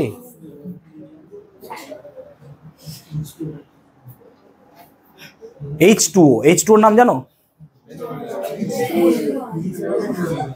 H2O কি রে? তাহলে তাপ গ্রহণ করছে কে? জল নাকি? জল তাপ গ্রহণ করছে। শোনো, পড়া না মন দিয়ে, পাশের জন্য কিচ্ছু নেই রাখা, ঠিক আছে? ও নিজে পাস করে ভালো চাকরি পেয়ে যাবে, তুমি বেকার। তাহলে H2 হচ্ছে কি? শোনো, পড়াটা শোনো এদিকে। তাহলে তাপের যদি আমরা দেখি, গ্রহণ কে করবে? জল, তাই না? তাপ গ্রহণ করবে জল। তাহলে গৃহীত তাপ কত লিখবো বলো? তিয়াশা মাঝি বলো, গৃহীত তাপ কি লিখবো? দেখি দুই বন্ধু কি করছে, বলো গৃহীত তাপ কি হবে? পারবো না? শোন, পড়া মন দিয়ে বাবা, বলো, সমবি হাসছে না, বল কি হবে? আরে বল কি হবে, শুনছিস না নাকি বড়া? হ্যাঁ বলো রাকিব। হ্যাঁ, T2 - T1 হবে। সেই দারুণ ব্যাপার তো রে। দেখ, গৃহীত তাপ মানে কি? এমএস। এমএসটা কে বলবে? তাহলে এমএস মানে কি? এমটা কার ছিল? সেই পদার্থটার। আচ্ছা, তাপ গ্রহণ করছে কে বেটা? তাপ কে গ্রহণ করছে? জল। তাহলে এমটা কার হবে? জলের। আর এসটাও কার হবে? তাহলে M1 আর S1 লিখলে ক্ষতি হবে কেন? জলের তো M1 S1 স্যার। এবার ইনটু, ইনটু কি লিখেছিলাম? অন্তিম মাইনাস প্রাথমিক। তাহলে এখানে অন্তিম উষ্ণতা কোনটা স্যার? এইটা। হ্যাঁ না না বলো। তাহলে টি মাইনাস কত লিখবো? প্রাথমিক। কার প্রাথমিক? জলের। তাই T - T1। কি ক্ষতি হলো বলো? কোনো সমস্যা? Any doubt? বলে ফেলো চট করে। ক্লিয়ার? এই শ্রমণা বুঝতে পেরেছো? বুঝেছো? তিয়াসা বুঝতে পেরেছিস? ডাউট কিছু কিছু কিছু আছে? আছে। এবার তাহলে বর্জিত তাপ বেরোবে নাকি? বলো, বর্জিত তাপ, তাপ বর্জন করবে কে? ওই লোহার বলটা নাকি? লোহার বল তাপ বর্জন করবে। তাহলে লোহার বল যদি তাপ বর্জন করে, তাপ বর্জনের ফর্মুলাই তো স্যার এমএস। তাহলে এমএস মানে কি লিখবো বলো তো এবার? M2S2। হ্যাঁ না না বলো, নিশ্চয় S2 লিখবো। ইনটু কি হয় স্যার? ইনটু হয় প্রাথমিক উষ্ণতা মাইনাস অন্তিম উষ্ণতা। তাহলে প্রাথমিক কত স্যার? P1। আবে লোহার বলের ক্ষেত্রে তাহলে লোহার বলের প্রাথমিক উষ্ণতা কত? T2। এবার বুঝতে পেরেছি। আর মাইনাস কত লিখবো স্যার? অন্তিম। অন্তিম কত? T। এই দুটো ক্লিয়ার হয়েছে না হয়নি বলো? ক্লিয়ার আর পর্যন্ত? তাহলে সব থেকে সোজা জিনিস, যদি একটু ভালো করে বুঝো। ক্লিয়ার? এবার তুমি বলো, ভেতরের তাপ কি বাইরে গেছে? না। বাইরের তাপ কি ভেতরে ঢুকেছে? দুটি পদার্থের মধ্যে কোনো বিক্রিয়া হয়েছে? যদি এই শর্তগুলো মেনটেন রাখে, যে বাইরের তাপ যদি ভেতরে না ঢোকে, ভেতরের তাপ যদি বাইরে না যায়, আর দুটি পদার্থের বিক্রিয়ায় যদি তাপ উৎপন্ন না হয়, তখন আমরা কি বলতে পারবো? যে লোহার বল যতটা তাপ ছেড়েছে, জল ততটা তাপ গ্রহণ করেছে। তাহলে আমরা বলবো কি? গৃহীত তাপ সমান কি হবে? বর্জিত তাপ। এটাই ক্যালোরিমিতির মূলনীতি। ক্লাস 8-এ পড়িয়েছিলাম, মনে করে দেখ যারা আমার কাছে 8 পড়েছিলিস। গৃহীত তাপ সমান কি হয়? বর্জিত তাপ। রায়মার্টিন ছিল, মনে পড়ছে? এটাই মুখস্থ হতো না।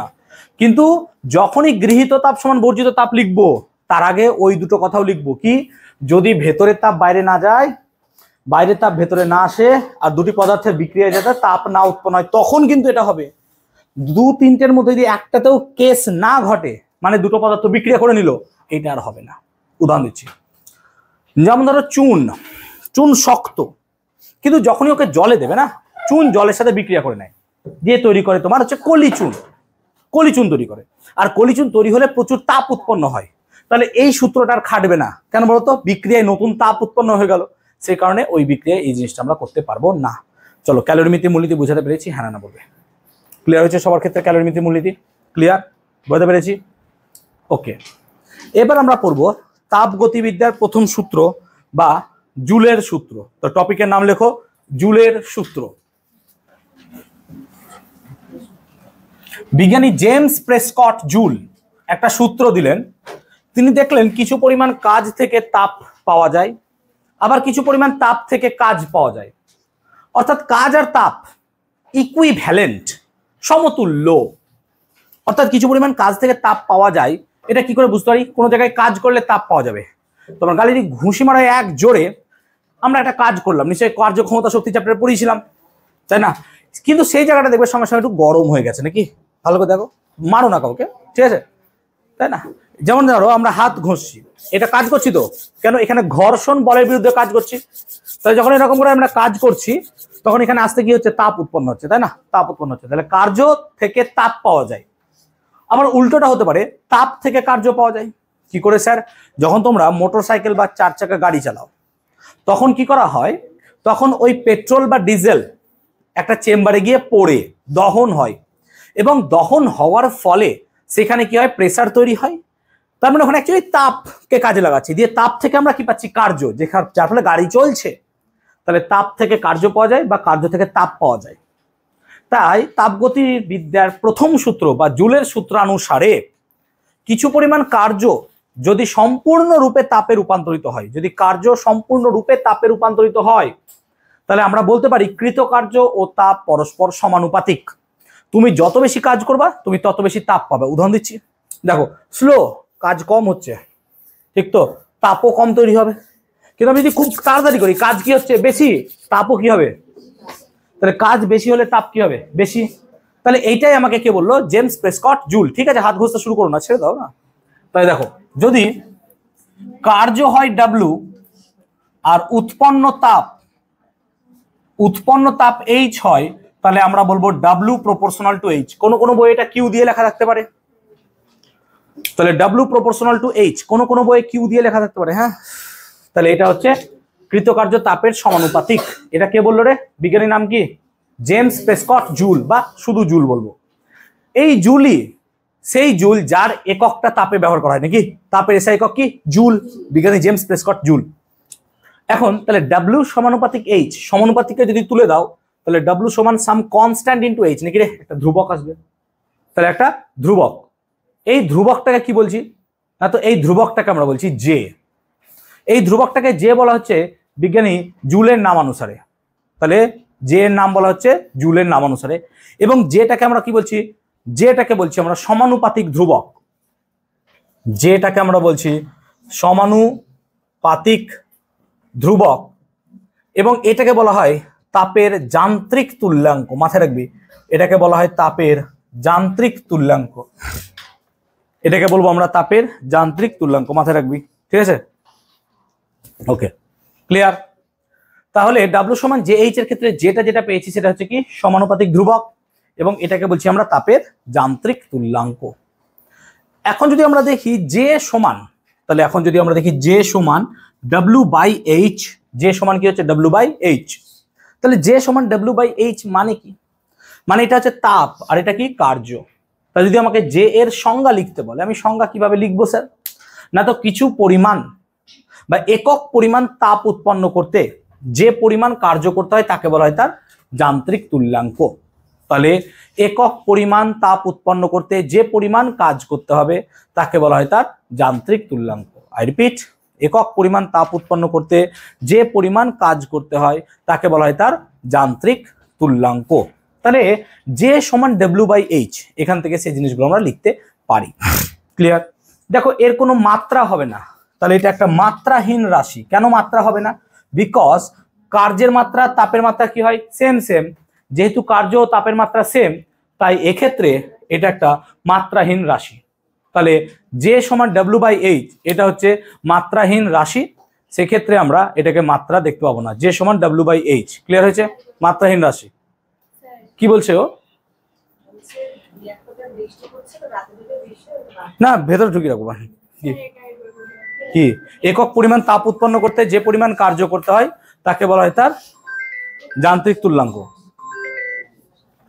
একক পরিমাণ তাপ উৎপন্ন করতে যে পরিমাণ কার্য করতে হয় তাকে বলা হয় তার যান্ত্রিক তুল্যাঙ্ক।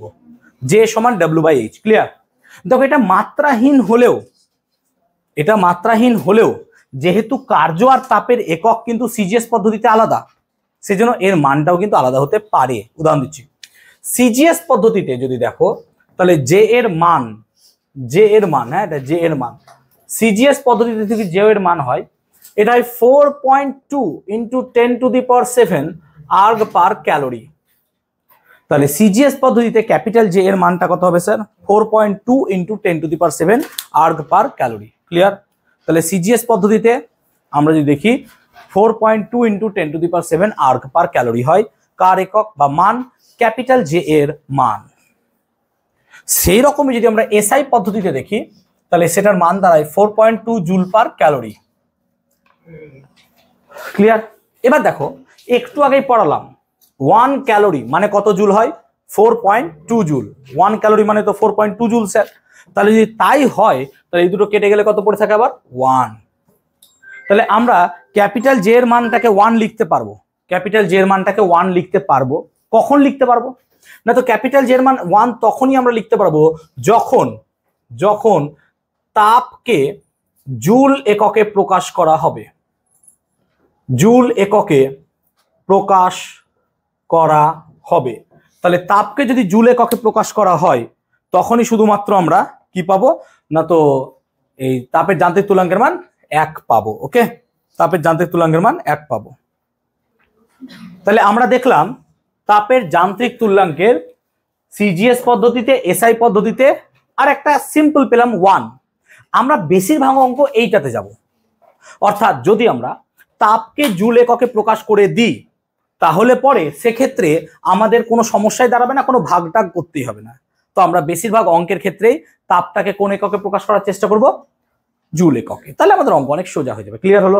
তাহলে এত দূর পর্যন্ত কি ক্লিয়ার করতে পেরেছি? তাহলে যদি বলা হয় তাপগতিবিদ্যার প্রথম সূত্র যেটাই হবে, জুলের সূত্রও কিন্তু কি হবে, সেম। তাই মাথা চুলকে মরে যেও না, তাপগতিবিদ্যার প্রথম সূত্র কি জিনিস, একই জিনিস, জুলের সূত্র। বেশি কাজ করলে বেশি তাপ পাবা, ঠিক তো? অর্থাৎ কার্য আর তাপ পরস্পর কি হবে, সমানুপাতিক। যত বেশি কাজ করবা তত বেশি তাপ উৎপন্ন হবে, আবার যত বেশি তাপ দেবা তত বেশি কাজ হবে। ক্লিয়ার হলো? বুঝতে পারলাম জিনিসটা? ক্লিয়ার সকলে? ওকে।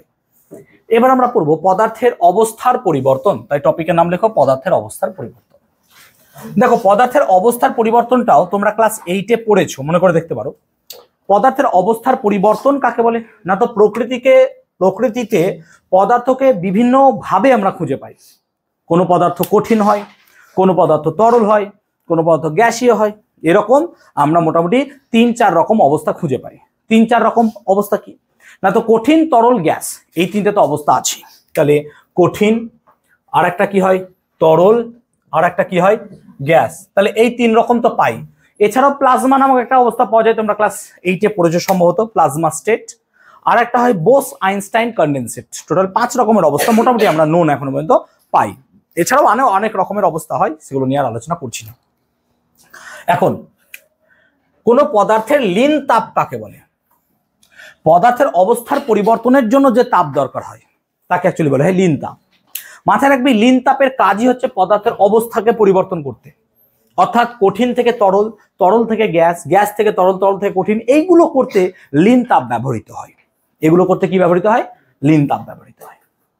এখন লীন তাপ যদি কাকে বলে বলা হয়, 7-এ পড়েছিল মনে করে দেখো, আবার 8-এ পড়েছো মনে করে দেখো, আবার 9-এ পড়ছো। লীন তাপ কাকে বলে?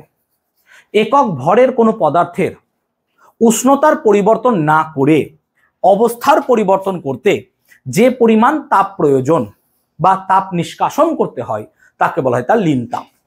যেমন ধরো, তোমরা ছোটবেলা থেকেই পড়ে আসছো যে 1 গ্রাম বিশুদ্ধ বরফকে 1 গ্রাম বিশুদ্ধ জলে পরিণত করতে 0 ডিগ্রি সেন্টিগ্রেডেই 80 ক্যালোরি তাপ প্রয়োজন হয়। মনে পড়ছে বরফ গলনের লীন তাপ কত হয়? 80 ক্যালোরি পার গ্রাম। সেই রকম ভাবে তাহলে আমরা গলনের লীন তাপ পাবো। তাহলে গলন কাকে বলে স্যার? যে স্বাভাবিক প্রক্রিয়ায় কঠিন পদার্থ থেকে তরল পদার্থ পরিণত হয় তাকে কি বলা হয় বলতো? গলন। মনে পড়ছে ক্লাস 8? সেই রকমই তরল পদার্থ থেকে গ্যাস পরিণত হবে কি বলা হয় বলতো? বাষ্পায়ন বা বাষ্পীভবন, বাষ্প হয়ে যাচ্ছে। আর গ্যাস থেকে তরল হওয়াকে কি বলে বলতো? ঘনীভবন। ছোটবেলায় পড়েছো মনে করতে। আর তরল থেকে কঠিন হওয়াকে কি বলা হয়? কঠিনী ভবন। তাহলে এই রকম পাও। আরো 2 রকমের পাও। কঠিন থেকে সরাসরি গ্যাস হলে কি বলা হয়? ঊর্ধ্বপাতন, যেমন কর্পূর, নিশাদল। কঠিন থেকে সরাসরি কিসে পরিণত হয়ে যায়? গ্যাসে। আবার গ্যাস থেকে সরাসরি কঠিন হলে তাকে বলা হয় অবক্ষেপণ। তাহলে এরকম আছে। তো এখন আমরা যদি গলন দেখি, তাহলে কিছু পরিমাণ বরফ যদি গলে জলে পরিণত হয় তাকে বলা হয় গলন।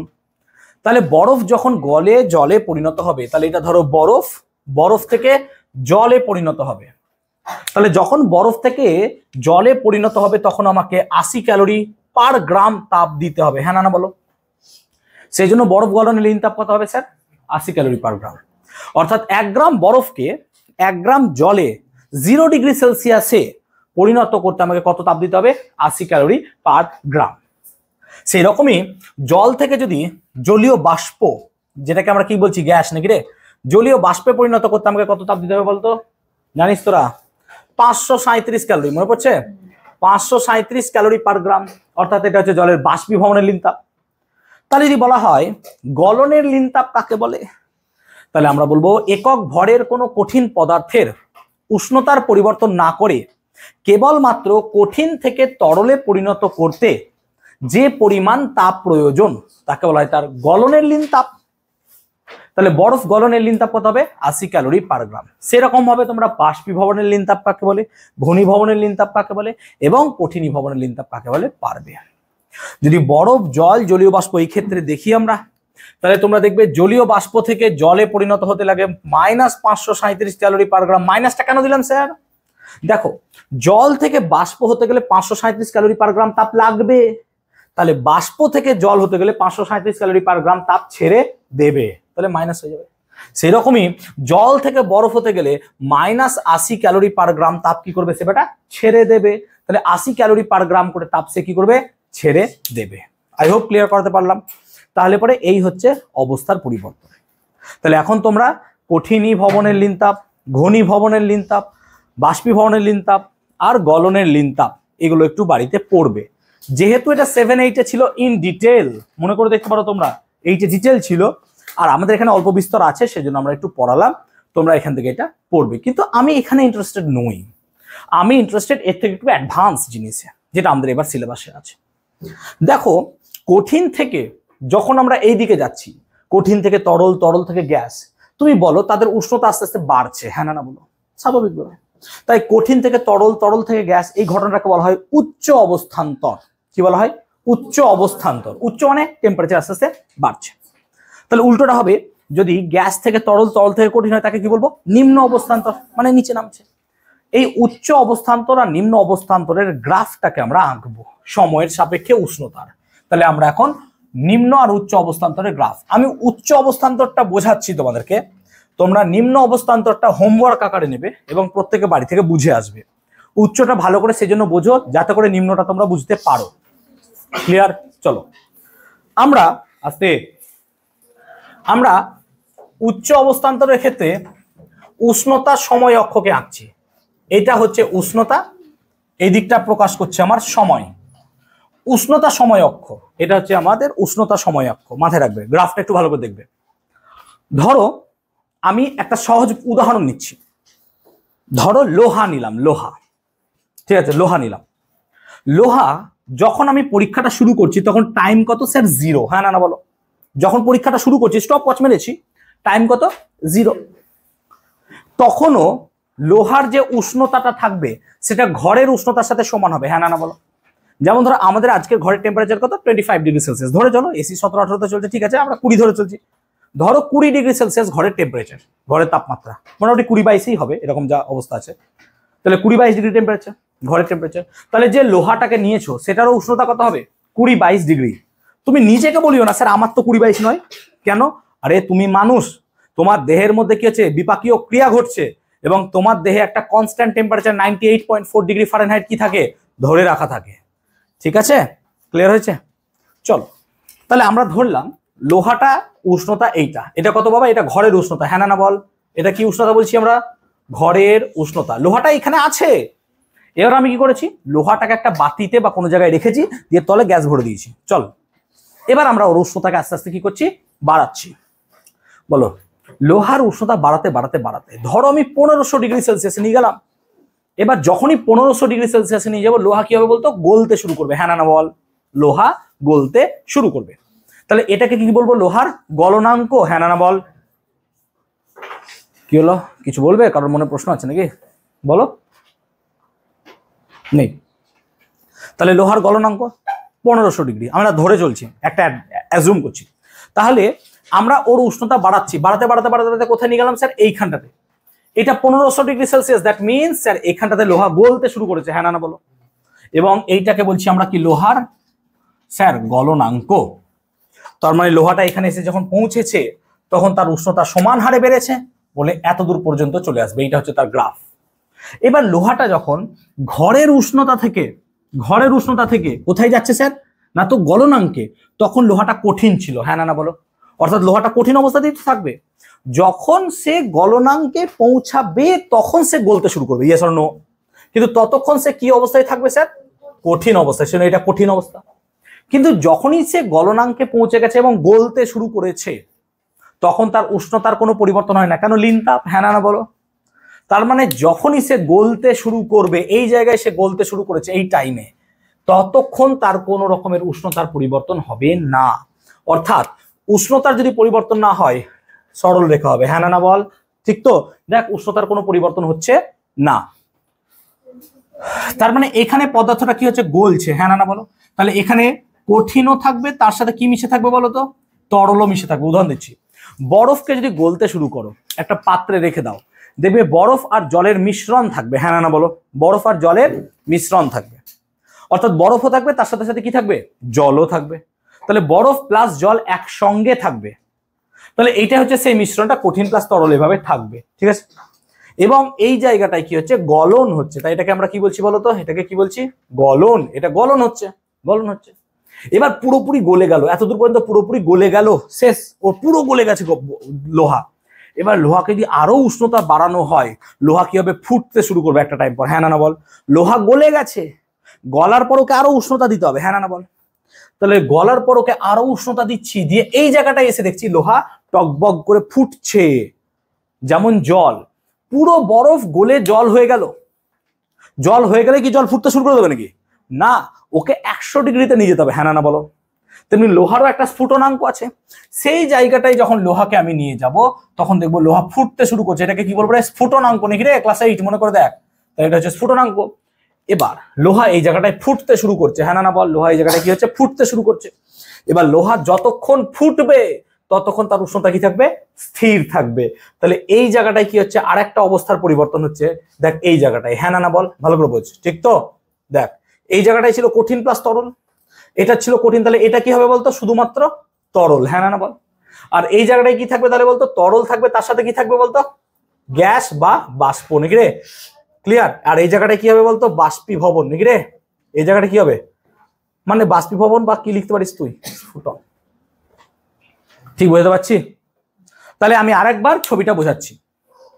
ধরো যখন তুমি পরীক্ষাটা শুরু করেছো, টাইম কত, 0।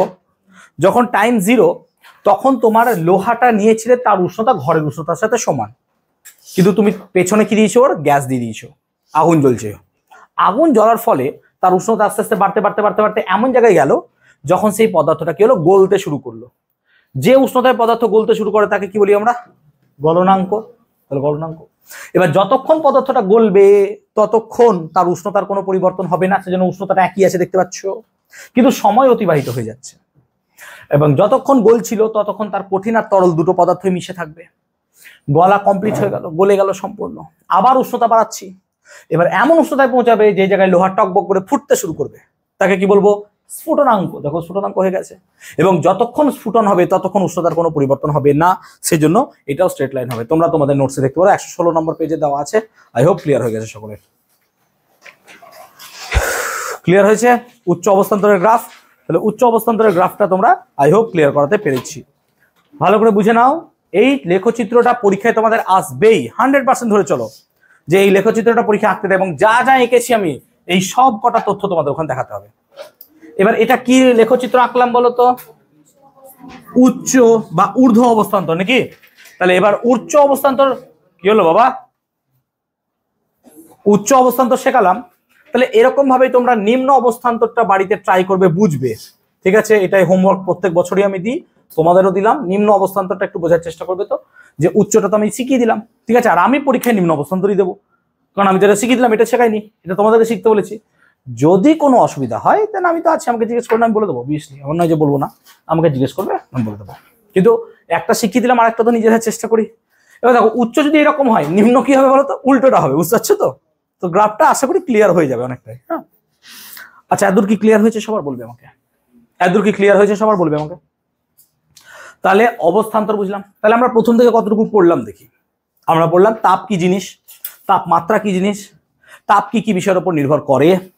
আমরা আপেক্ষিক তাপ পড়লাম, সমুদ্র বায়ু স্থলবায়ুর গল্প পড়লাম। তারপর আমরা কি পড়লাম স্যার, আমরা পড়লাম হচ্ছে লীন তাপ, পদার্থের অবস্থার পরিবর্তন, এবং আমরা কি পড়লাম, জুলের সূত্র, মনে করতে পারছো। আমরা এত দূর পর্যন্ত পড়েছি। এইটুকু ছিল আমাদের অঙ্কের জন্য। যা যা পড়লাম এর মধ্যে থেকে অঙ্ক থাকতে পারে। আচ্ছা, ক্যালোরিমিতির মূলনীতি পড়লাম, ওখান থেকে অঙ্ক আসবেই পরীক্ষায়, 100% দেবে পরীক্ষায়।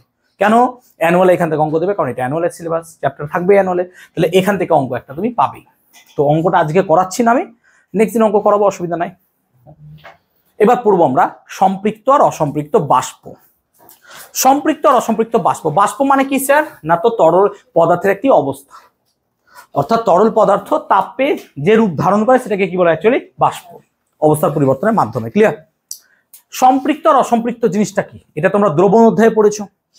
কোনো একটা তরলের মধ্যে বা দ্রাবকের মধ্যে যদি আমরা সর্বোচ্চ দ্রবীভূত করতে পারি তাহলে সম্পৃক্ত দ্রবণ তৈরি হয়। তাহলে সেরকমই ধরো আমাদের এই ঘরের মধ্যে কিছু জলীয় বাষ্প আছে, এবং কতটা জলীয় বাষ্প আছে আমি জানি না, ধরো আছে, ধরো আছে। এখন এই ঘরে আমাদের যে ঘরের আয়তন, সেই ঘরে ধরো 50 গ্রাম জলীয় বাষ্প সর্বাধিক থাকতে পারে। কে বললো? আমি ক্যালকুলেশন করে দেখলাম থাকতে পারে, এটা থাকতে পারে। কিন্তু আমি ক্যালকুলেশন করে দেখছি 50 গ্রাম নাই, আছে 25 গ্রাম। তাহলে আমাদের ঘরের জলীয় বাষ্প দ্বারা ঘরটা সম্পৃক্ত হয়নি, এটা অসম্পৃক্ত। হ্যাঁ না বলো? কিন্তু যদি 50 গ্রামই থেকে যেত তাহলে কি বলতাম? সম্পৃক্ত। তাহলে কোনো একটা জায়গায় বায়ুর মধ্যে উপস্থিত জলীয় বাষ্প যদি সর্বোচ্চ পরিমাণ থাকে, এর থেকে বেশি আর থাকতে পারে না, তাকে বলবো স্যার সম্পৃক্ত বাষ্প। যদি তার থেকে একটু কম পরিমাণ থাকে, কি বলবো স্যার? অসম্পৃক্ত বাষ্প। কিন্তু কিছু বিশেষ উপায়ে যদি সম্পৃক্তর থেকে একটু বেশি পরিমাণ জলীয় বাষ্প রাখতে পারি, দ্যাট ইজ কল্ড অতিপৃক্ত, super saturated. So super saturated পাওয়া যায় না, খুব কম, আমরা সম্পৃক্ত ধরেই চলছি। সম্পৃক্ত আর অসম্পৃক্ত বাষ্পের পার্থক্য আমাদের নোটসে দেখবে দেওয়া আছে, তোমাদের বই আছে কিনা আমি ঠিক জানি না, নোটস থেকে আমাকে পড়ে নিও, অনেক স্কুলে পরীক্ষায় দেয়, ঠিক আছে? সম্পৃক্ত আর অসম্পৃক্ত বাষ্প। এখন সম্পৃক্ত আর অসম্পৃক্ত বাষ্পের মধ্যে অসম্পৃক্ত বাষ্প চার্লস ও বয়েলের সূত্র মেনে চলে, এটা মাথায় রাখবো আমরা, চার্লস ও বয়েলের সূত্র মেনে চলে। এখন কোনো একটা বাতাসে কতটা পরিমাণ জলীয় বাষ্প আছে সেটা প্রকাশ করা হয় আর্দ্রতার মাধ্যমে, হিউমিডিটি। তোমরা যখন গুগলে যখন টেম্পারেচার মাপো, দেখবে টেম্পারেচার পরিমাপ করার সঙ্গে সঙ্গে তোমাদেরকে নিচে আরো দু একটা তথ্য দেয়, উইন্ড স্পিড দেয়, কতটা বাতাস বইছে, তার সঙ্গে আরেকটা প্যারামিটার দেয় হিউমিডিটি। হিউমিডিটি মানে বাতাসের জলীয় বাষ্পের পরিমাণ। এখন বাতাসের জলীয় বাষ্পের পরিমাণ কতটা আছে সেটা আমরা নিজেরা বুঝতে পারি কি করে স্যার? ফিলিং দিয়ে। যদি বাতাসে জলীয় বাষ্পের পরিমাণ খুব বেশি হয়ে যায়, তখন দেখবে খুব অস্বস্তি বোধ হয়, খুব বিরক্ত লাগে। সেই জন্য বর্ষাকালে গা হাত পা স্যাঁতস্যাঁত করে, জামা কাপড় স্যাঁতস্যাঁত করে, ভালো লাগে না। তার কারণটাই কি? জলীয় বাষ্প এত পরিমাণ থাকে যে গা থেকে যে ঘাম তৈরি হয়, সেই ঘামটা পর্যন্ত গা থেকে শুকাতে পারে না, সেই জন্য খুব অস্বস্তি লাগে, চ্যাটচ্যাট করে। কিন্তু এইরকমই একটা ঘটনা আমরা যদি শীতকালে দেখি, শীতকালে দেখবে খুব আরাম বোধ হয়, কারণ শীতকালে বাতাসে জলীয় বাষ্পের পরিমাণ সব থেকে কম হয়। আবার শীতকালে কিছু খারাপ দিক আছে, ঠোঁট ফেটে যায় শর্ট করে, বা গা হাত পা ফেটে যায়, গা হাতে নিজের নাম লিখতে পারবা এরকম করে, নায়কার নাম যা ইচ্ছা লিখতে পারবে। দেখবে যদি ভেসলিন বা এরকম তোমাদের কিছু সলিউশন বা এগুলো না লাগাও, সলিউশন তো নয়, লোশন, সরি সলিউশন তো কিছু লোশন, আর তোরা জানবে, আমি অত জানি থরি, ওকে, লোশন না লাগাই, সো সলিউশন কেমিস্ট্রিতে, হ্যাঁ সলিউশন লাগালে পুড়েই যাবে হয়তো, হোয়াটএভার। সো এগুলো আমরা ইউজ করি। তো সেই জন্য বর্ষাকালের থেকে দেখবো আমরা শীতকাল বেশি আরামদায়ক লাগে, আর গরমকাল আরামদায়ক এই কারণে লাগে না, সবার বাড়িতে এসি নাই বলে, এসি থাকলে আরাম লাগতো সেক্ষেত্রে আমাদের, হোয়াটএভার। তো বেসিক্যালি আমাদের শীতকাল আরাম লাগার কারণটাই হচ্ছে সেখানে জলীয় বাষ্পের পরিমাণ কি থাকে? অনেকটাই কম। এখন বাতাসে জলীয় বাষ্পের পরিমাণ বেশি থাকলে পরে ঠিকই কি হয়? ক্ষতি কিছু আছে, আবার কিছু লাভও আছে। সো ক্ষতির দিক থেকে কি যদি আমরা দেখি, বাতাসে যদি বেশি পরিমাণ জলীয় বাষ্প থাকে তাহলে আমাদের থাকতে বা সেই জায়গায় বসবাস করতে অসুবিধা হয়। সেই কারণে দেখবে অনেক সময় সমুদ্র তীরবর্তী অঞ্চলে থাকতে খুব কষ্ট হয়, কারণ সেই জায়গাটায় কি হয়? প্রচুর জলীয় বাষ্পের পরিমাণ বেড়ে থাকে বা বেশি থাকে, ঠিক আছে? তো সেই জন্যই একই টেম্পারেচারে যদি দেখি, আমরা যদি দেখি দিল্লি আর আমরা যদি পুরী দেখি, তো দুটোর মধ্যে একই টেম্পারেচার থাকলে পরেও পুরী বেশি কষ্ট মনে হবে, দিল্লি অপেক্ষাকৃত একটু ভালো লাগবে। কেন? কারণ দিল্লিতে জলীয় বাষ্পের পরিমাণ কি থাকবে? কম, আর পুরীতে জলীয় বাষ্পের পরিমাণ অনেক বেশি। সেই কারণে সে জায়গাটা একটু আমাদের অস্বস্তি বোধ হবে, একটু অস্বস্তি লাগবে, কিন্তু এরকম লাগবে। ক্লিয়ার? ওকে। জলীয় বাষ্প থাকার আবার ভালো দিকও আছে, তোমার বৃষ্টি ভালো হয়। ওই একটা আছে না যে তেলা মাথায় তেল দেওয়া, ঠিক আছে? এরকম একটা গুরুত্ব, যে যেখানে জলীয় বাষ্প বেশি আছে, ঠিক আছে, যেখানে জলীয় বাষ্প বেশি আছে সেখানে বৃষ্টিপাতের পরিমাণও বেশি হয়। সেই জন্য যেগুলো আমাদের নিরক্ষীয় অঞ্চল, নিরক্ষীয় অঞ্চলে জলীয় বাষ্পের পরিমাণ অনেক বেশি থাকে, সেখানে বেশি পরিমাণ বৃষ্টিপাত হয়, ঠিক আছে, এবং বেশি বৃষ্টিপাত হয়। এখন জলীয় বাষ্প মাপা হয় আর্দ্রতার মারফত। এখন আর্দ্রতা দুটো কমা হয়, পরম আর্দ্রতা, আপেক্ষিক আর্দ্রতা, এবং মাপা হয় যে যন্ত্রের সাহায্যে, সেটা হচ্ছে বলা হয় হাইগ্রোমিটার, নাকি? হাইগ্রোমিটারের সাহায্যে মাপা হয়, তোমরা দেখবে বই আছে। এখন এই পরম আর্দ্রতা কাকে বলে? যদি আমরা আর্দ্রতা কাকে বলে তার ডেফিনিশন দেখতে চাই, তো আমরা আমাদের ঘরটাকে চয়েস করছি। আমাদের ঘরের মধ্যে যতটা পরিমাণ সর্বোচ্চ জলীয় বাষ্প থাকতে পারে সেটা ধরো আমরা জানি, কিন্তু আজকে কতটা আছে সেটা জানি। তাহলে কোনো একটা নির্দিষ্ট আয়তনের বায়ুতে যতটা পরিমাণ জলীয় বাষ্প আছে এবং তাকে সম্পৃক্ত করতে যতটা জলীয় বাষ্প দরকার, তার অনুপাতকেই আমরা বলবো তার আপেক্ষিক আর্দ্রতা। এবং এই অনুপাতটাকে পার্সেন্টেজ আকারে প্রকাশ করা হয় 100% গুণ করে, উদাহরণ দিচ্ছি, ধরো আমাদের এই ঘরে সর্বাধিক যতটা পরিমাণ জলীয় বাষ্প থাকতে পারে সেটা হচ্ছে 50 গ্রাম, আমি উদাহরণ দিচ্ছি 50 গ্রাম, কিন্তু আজকে এটা আছে কত না, তো আজকে ঘরে আছে 25 গ্রাম। তাহলে আমাদের স্যার আপেক্ষিক আর্দ্রতা কত হবে স্যার? তাহলে 25/50 ইন্টু 100%, তার মানে কত হয়ে যাবে বলতো? 50%। তাহলে এই তো সুন্দর বেরিয়ে গেল। তাহলে কোনো একটা জায়গায় নির্দিষ্ট আয়তনের বায়ুতে কতটা জলীয় বাষ্প সর্বাধিক থাকতে পারে আর কতটা আছে সেটাকে মাপা হয়, তার দ্বারাই আমরা তার আর্দ্রতাটাকে পরিমাপ করতে পারি, সহজেই পারবো। ঠিক আছে, এখন এই আর্দ্রতা যদি বাতাসে বেশি হয় তার ফলে কিছু ভালো দিক আছে প্রকৃতিতে যেটা পাওয়া যায়, সেটা হচ্ছে শিশির। খুব ভালোভাবে শিশির জমে। এখন শিশির কিভাবে জমে যদি আমরা দেখতে চাই, তাহলে তার জন্য আমাদের একটু ভালো পড়াশোনা করতে হবে। কিরকম? ভালো করে একটু বুঝি, খুব ভালো করে বোঝো ব্যাপারটা। ধরো আমি আমার ঘর নিয়ে বোঝাচ্ছি, হ্যাঁ, যাতে পুরো বেলঘড়িয়া বুঝতে পারলে ঘরটা সহজ হয় বুঝাতে, বেলঘড়িয়া বুঝতে গেলে। তারপর আমরা বেলঘড়িয়া আসছি, আর ঘরে বোঝো। ধরো এই ঘর আছে, একটা ঘর, এই ঘরের একটা নির্দিষ্ট আয়তন আছে। এই আয়তনে ধরো 30 ডিগ্রি সেলসিয়াসে সর্বোচ্চ 75 গ্রাম জলীয় বাষ্প থাকতে পারে। তাহলে এই আয়তনের বায়ুতে 30 ডিগ্রি সেলসিয়াস উষ্ণতায় সর্বাধিক 75 গ্রাম জলীয় বাষ্প থাকতে পারে, এর বেশিও থাকবে না। কিন্তু 30 ডিগ্রি সেলসিয়াসেই যদি উষ্ণতাকে বাড়ানো বা কমানো হয় না, এই 75 গ্রামটাও চেঞ্জ হবে। তার মানে কোনো বায়ুতে জলীয় বাষ্প ধারণ করার ক্ষমতা তার উষ্ণতার উপর নির্ভর করছে। উষ্ণতা যদি বাড়ানো হয় জলীয় বাষ্প ধারণ ক্ষমতাও বেড়ে যায়, উষ্ণতা যদি কমানো হয় জলীয় বাষ্প ধারণ ক্ষমতা কমে যায়। উদাহরণ দিচ্ছি, 30 ডিগ্রি সেলসিয়াসে এই জায়গায় সর্বোচ্চ 75 গ্রাম জলীয় বাষ্প থাকতে পারে। তার মানে যদি 30 থেকে 25 করে দেয় আর কিন্তু 75 গ্রাম থাকতে পারবে না। কি হবে? 75 থেকে কম হবে। এবার কত হবে তা আমি জানি না, ধরে নিলাম সেটা 70 গ্রাম হতে পারে নাকি, হ্যাঁ না বলো, কম হবে। আবার যদি 30 থেকে 35 ডিগ্রিতে নিয়ে চলে যায় তখন এটা 75 থেকে ধরে নাও 80 গ্রাম হবে। ব্যাপারটা বোঝাতে পারছি? তার মানে আমি যদি উষ্ণতা কমাই তাহলে পরে এর জলীয় বাষ্প ধারণ ক্ষমতাও কমবে। এবার তুমি নর্মাল ফিগারে আসো। ধরো এই মুহূর্তে রাত 9:30টার সময় আমাদের এই ঘরে 70 গ্রাম জলীয় বাষ্প আছে, 70 গ্রাম। আর এখন উষ্ণতা কত? 30 ডিগ্রি, ধরে চল 30 ডিগ্রি সেলসিয়াস, 70 গ্রাম আছে। তাহলে বায়ুটা কি সম্পৃক্ত না অসম্পৃক্ত? অবভিয়াসলি স্যার অসম্পৃক্ত, কারণ থাকতে পারে 75 গ্রাম, রেখেছেন 70 গ্রাম। ঠিক আছে, চলো 70 গ্রাম আছে, ভেরি গুড, ভালো করে বোঝো। এবার যখন রাত যাবে ঘরের টেম্পারেচার আস্তে আস্তে কি হবে? কমবে। আমরা ধরে চলছি ঘরের টেম্পারেচার কমবে, কেন বলতো? প্রকৃতির টেম্পারেচার আস্তে আস্তে কি হয়? কমে। তাহলে ঘরের টেম্পারেচার আস্তে আস্তে কি হচ্ছে? কমছে। যখন রাত 12টা তখন ধরছি 25 ডিগ্রি সেলসিয়াস হয়ে গেছে ঘরের উষ্ণতা, তাহলে এখন নিশ্চয় 75 গ্রামটা কত হয়ে যাবে? 70 গ্রাম। তার মানে এখন রাইট নাও 9:30টার সময় আমি দেখছি আমার ঘরের জলীয় বাষ্প অসম্পৃক্ত, কিন্তু রাত 12টার সময় কি হয়ে যাচ্ছে? সম্পৃক্ত। হ্যাঁ না বল? ঠিক। এবার যদি রাত 2টোর সময় যায়, দেখা যাচ্ছে রাত 2টোর সময় 25টা হয়ে গেল কত? 20 ডিগ্রি সেলসিয়াস। তখন এই 70টাও কি হয়ে গেল? 65 গ্রাম। এবার বল, আছে তো 70 গ্রাম, 70 তো চেঞ্জ হচ্ছে না। এখন আমি রাত 2টোয় দেখছি আমার ঘরের জলীয় বাষ্পের ধারণ ক্ষমতা 65 গ্রাম, কিন্তু আছে কত বেটা? 70 গ্রাম। তাহলে স্যার 5 গ্রাম কোথায় গেল? 5 গ্রামটা তাহলে এক্সেস হয়ে গেল, এটা সুপার স্যাচুরেটেড, অতিপৃক্ত। হ্যাঁ না বল? কিন্তু অতিপৃক্ত থাকতে পারবে না। তাই ওই 5 গ্রাম জলীয় বাষ্প কি হবে বলতো? কাছাকাছি চলে এসে ঘনীভূত হবে, ঘনীভূত হয়ে অভিকর্ষের টানে মাটিতে পড়ে যাবে। এটাকে কি বলিস তোরা? শিশির। এইভাবে শিশির তৈরি হয়। দিদি কিছু বলবেন?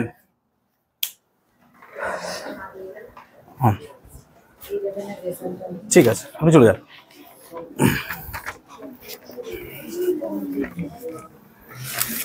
ওদের র্যাঙ্ক করতে গেলে কি 18-15 র্যাঙ্কে চলে আসবে নাকি? 21 আছে? কি অবস্থা, এত বাজে রেজাল্ট হয়েছে, অথচ আমি সব করানোর মধ্যে দিয়েছি, বলুন তো। ঠিক আছে, চলো এবার বেলঘড়িয়া কন্ডিশন এসো, বেলঘড়িয়া কন্ডিশন এসো, বেলঘড়িয়াতে এসো। বেলঘড়িয়া ভাবো, এরকম বেলঘড়িয়া একটা বিশাল বড় জায়গা, তাহলে এখানেও এরকম কিছু জলীয় বাষ্প আছে, তাই তো? ধরো এখন রাত 9:30টায় বেলঘড়িয়াতে যে জলীয় বাষ্প আছে সেটা ধরো 50 কেজি, আমি কথা মনে বলছি, কিন্তু 50 কেজি নয়, কয়েক টন হয়। আমি 50 কেজি বলছি, টনের হিসাব কে করবে? কেজিতে তো 50 কেজি জলীয় বাষ্প আছে। ওকে, এখন এবার 50 কেজি আছে, কিন্তু জলীয় বাষ্প সর্বাধিক থাকতে পারে কত স্যার? 70 কেজি। এবার এখন যে টেম্পারেচার বাইরে চলছে তাতে নো ডাউট 30 ডিগ্রি তো হবেই হবে, আজকে গরম আছে এমনিতে 30 ডিগ্রি। এবার যত কমবে টেম্পারেচার আস্তে আস্তে এইরকম সিচুয়েশন আসবে। এমন একটা টাইম আসবে বেলঘড়িয়ার উষ্ণতায় যখন বেলঘড়িয়াতে উপস্থিত বায়ু তার জলীয় বাষ্প দ্বারা কি হয়ে যাবে বলো তো? সম্পৃক্ত, নাকি 70-70 হয়ে যাবে, ঠিক বলছি তো? সেই উষ্ণতাটাকে বলা হয় শিশিরাঙ্ক। কি বলা হয়? তাহলে যে উষ্ণতায় বায়ুতে উপস্থিত জলীয় বাষ্প দ্বারা বায়ু সম্পৃক্ত হয়ে যায় সেই উষ্ণতাটাকে কি বলা হয়? শিশিরাঙ্ক। মানে এখানে 25 ডিগ্রি সেন্টিগ্রেডটা কি হচ্ছে বলতো? শিশিরাঙ্ক। এবার যখন রাত আরো বাড়বে তখন টেম্পারেচার আরো ফল করবে। ফল করার ফলে দেখা যাবে কিছু সংখ্যক এই জলীয় বাষ্পগুলো এরকম ঘনীভূত হয়ে যাচ্ছে। কেন? একটু আগের কেসটাই বোঝালাম নাকি? হ্যাঁ না বলো? তখন তারা কি হবে? কাছাকাছি চলে আসবে এবং অভিকর্ষের টানে মাটিতে পড়বে এবং ঘাসের ডগায় বা কোনো জায়গায় এরকম করে পড়বে এবং এটাকে শিশির রূপে আমরা দেখবো, তাই না? তাহলে এইভাবে শিশির জমে। সেম লজিকে কি মেঘ জমবে? হ্যাঁ না বলো? সেম লজিকে মেঘ জমবে। কেন বলো তো? জলীয় বাষ্পগুলো খুব গরম হয়, গরম হওয়ার জন্য তারা কি হয় বলতো? হালকা হয়।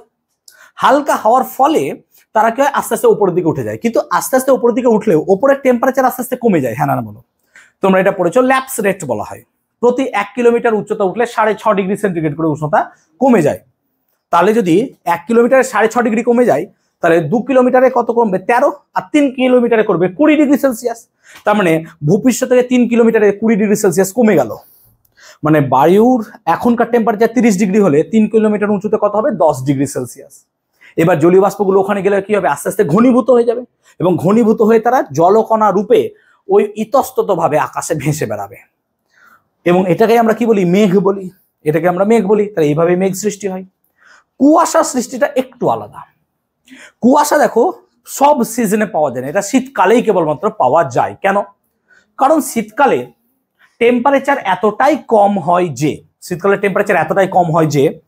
শীতকালে এই বাতাসে থাকা জলীয় বাষ্পগুলো ঘনীভূত হয়ে যায় বাতাসে, এবং বাতাসে ঘনীভূত হয়ে গেলে তারা বাতাসেই ওই মেঘের মতো ইতস্তত ঘুরে বেড়ায়।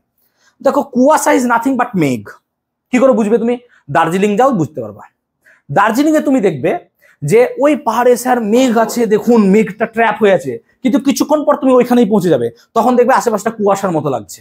আবার ওটাকে কাটিয়ে যাবে, বলবে আরে বাবা এই মেঘটা কাটিয়ে এলাম। তাহলে ওই মেঘ ইজ নাথিং বাট লাইক একটা কুয়াশা। তাহলে আমরা সেই কুয়াশাগুলোকে অ্যাকচুয়ালি দেখি, তাহলে এরকম কুয়াশায় থাকে। পার্থক্য কি? মেঘে কুয়াশাগুলো খুব বেশি ঘন থাকে, আমাদের নর্মালে থাকে না। ঠিক আছে, ক্লিয়ার হয়েছে? তাহলে কিভাবে শিশির তৈরি হয়, কিভাবে মেঘ তৈরি হয়, কিভাবে কুয়াশা তৈরি হয়, সবগুলো বোঝালাম। কুয়াশা তৈরি হবে শীতকালে, কারণ কি? টেম্পারেচার শীতকালে অনেকটা কম থাকে বলে সেইখানেই জলীয় বাষ্পগুলো ঘনীভূত হয়ে যায়। গরমকালে হবে না কেন? তুমি প্রকৃতিকে ঠান্ডা করো, হয়ে যাবে নিশ্চয়ই? পারবে না তুমি, কারণ গরমকালে মে জুন জুলাই মাসে এখনকার কালে যদি আমরা রাত্রেবেলা টেম্পারেচার 2টোর সময় দেখি তাও ঘরে গরম লাগছে, ইনফ্যাক্ট এসি চালাতে হচ্ছে, তাই না? কিন্তু শীতকালে তুমি এসি আর চালাও না, কারণ শীতকালে টেম্পারেচারই এত কম থাকে। মনে হয় রিভার্স এসি চালাই। রিভার্স এসি মানে কি? যে এসিটা ওই দিকটাকে বাইরে করে দিই আর ওই ভেতরটাকে এইদিকে করে দিই, তাহলে কি হবে? ভেতরটা গরম হবে, বাইরে ঠান্ডা হোক, ঠিক আছে, কোনো ব্যাপার নাই। ওকে, সো বেসিক্যালি এরকম ভাবে কাজ করে। আমি কি বোঝাতে পারলাম পুরো সিচুয়েশনটা?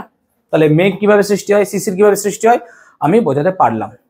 আমরা লাস্ট টপিক আজকে পড়বো, জলের ব্যতিক্রান্ত প্রসারণ। তার আগে বলো তো সব কি টপিক হয়েছে কভার করা? দেখেছো বই খুলছে তো?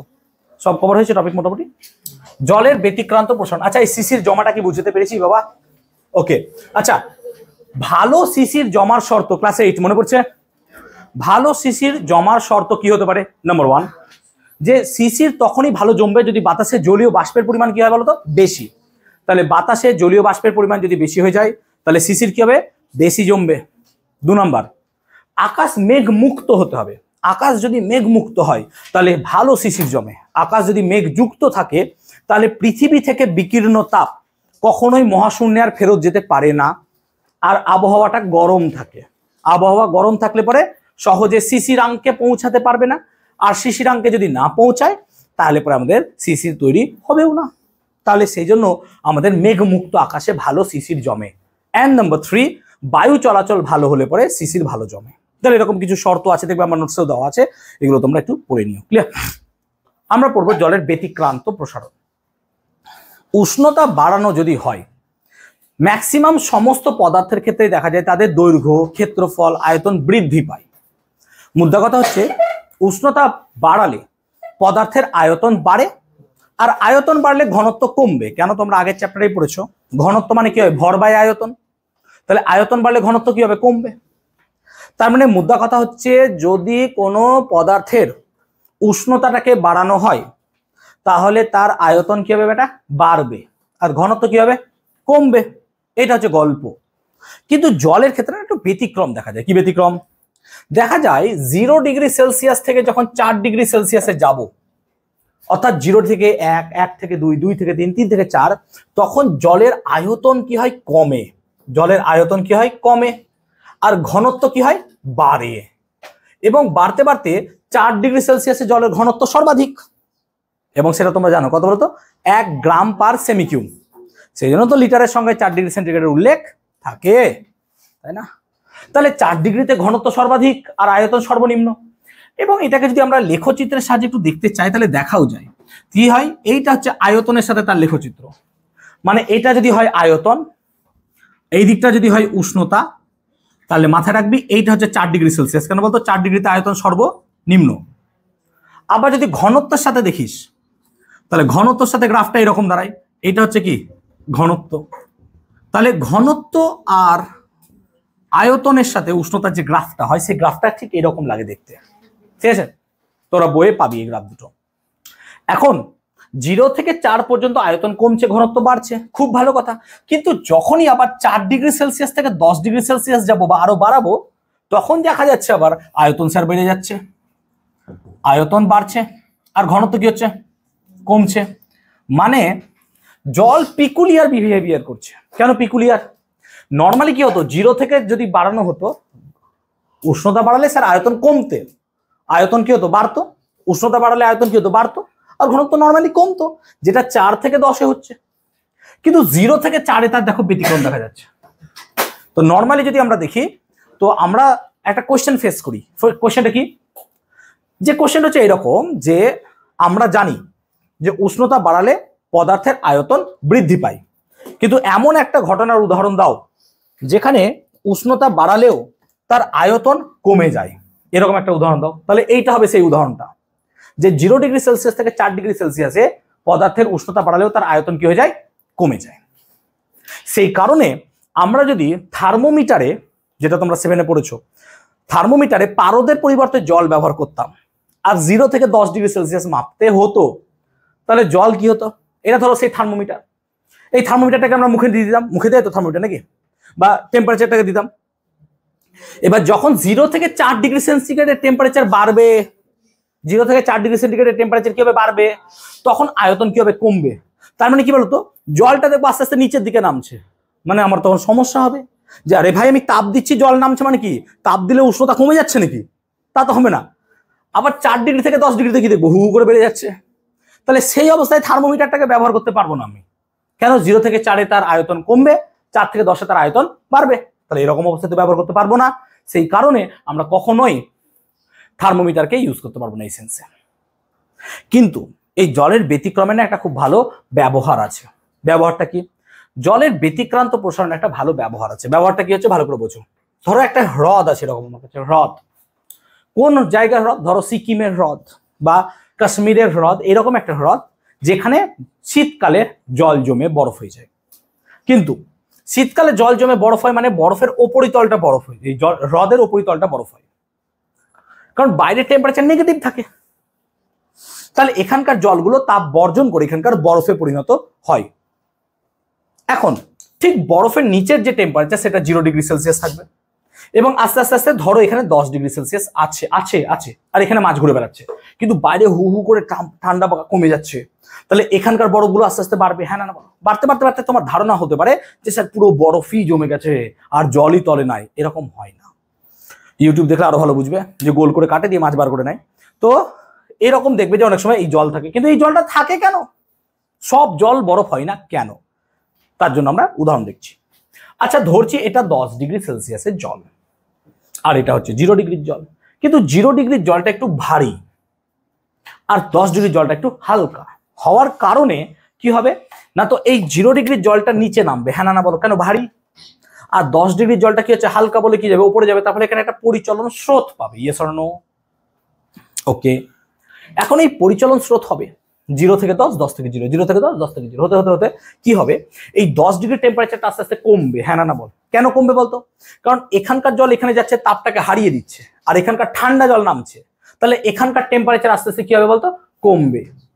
তাহলে এখানকার টেম্পারেচার আস্তে আস্তে কমবে, কমতে কমতে কমতে কমতে এমন একটা সিচুয়েশন আসবে যখন এখানকার টেম্পারেচার হয়ে যাবে 4 ডিগ্রি সেলসিয়াস, বাস তখনই খেলা খতম। কেন? 4 ডিগ্রি সেলসিয়াসের জলের ঘনত্ব কি হয়, সর্বাধিক। মানে এখানকার যে 4 ডিগ্রি সেন্টিগ্রেডের জল থাকবে সেটা ঘনত্ব কি হবে বলতো, সবচেয়ে বেশি। আর তোমরা 3rd চ্যাপ্টারে পড়েছো, যার ঘনত্ব বেশি হয় সে সবসময় নিচে চলে যাবে। তাহলে এখানকার যে জলটা আছে সেটার ঘনত্ব যেহেতু সব থেকে বেশি, তাহলে এখানকার জলটা আর উপরে উঠবে না, কারণ সব থেকে ভারী জল। তার মানে এখানকার জলটা 4 ডিগ্রি চিরকাল থেকেই যাবে, এখানকার জল আর উপরে উঠবে না। তার মানে ওপরে তোমার বরফ হয়ে গেলেও নিচে সামহাও কোনো না কোনো জায়গায় এমন একটা জল পাবো যেখানকার জলের উষ্ণতা কত হবে, 4 ডিগ্রি সেলসিয়াস। আর এই 4 ডিগ্রি সেলসিয়াসে মাছগুলো কি থাকবে, বেঁচে থাকবে। সেই কোন কারণে হ্রদ বা পুকুরের উপরিতল জল বরফ হয়ে গেলেও নিচে সব সময় 4 ডিগ্রি সেন্টিগ্রেডের জল তুমি খুঁজে পাবা, এবং এই কারণেই প্রকৃতিতে মাছ, জলচর প্রাণীরা বেঁচে থাকে। আমি কি ক্লিয়ার করাতে পেরেছি? এই টপিকটা বোঝাতে পেরেছি? কোনো সমস্যা আছে? চ্যাপ্টার শেষ করলাম আমরা।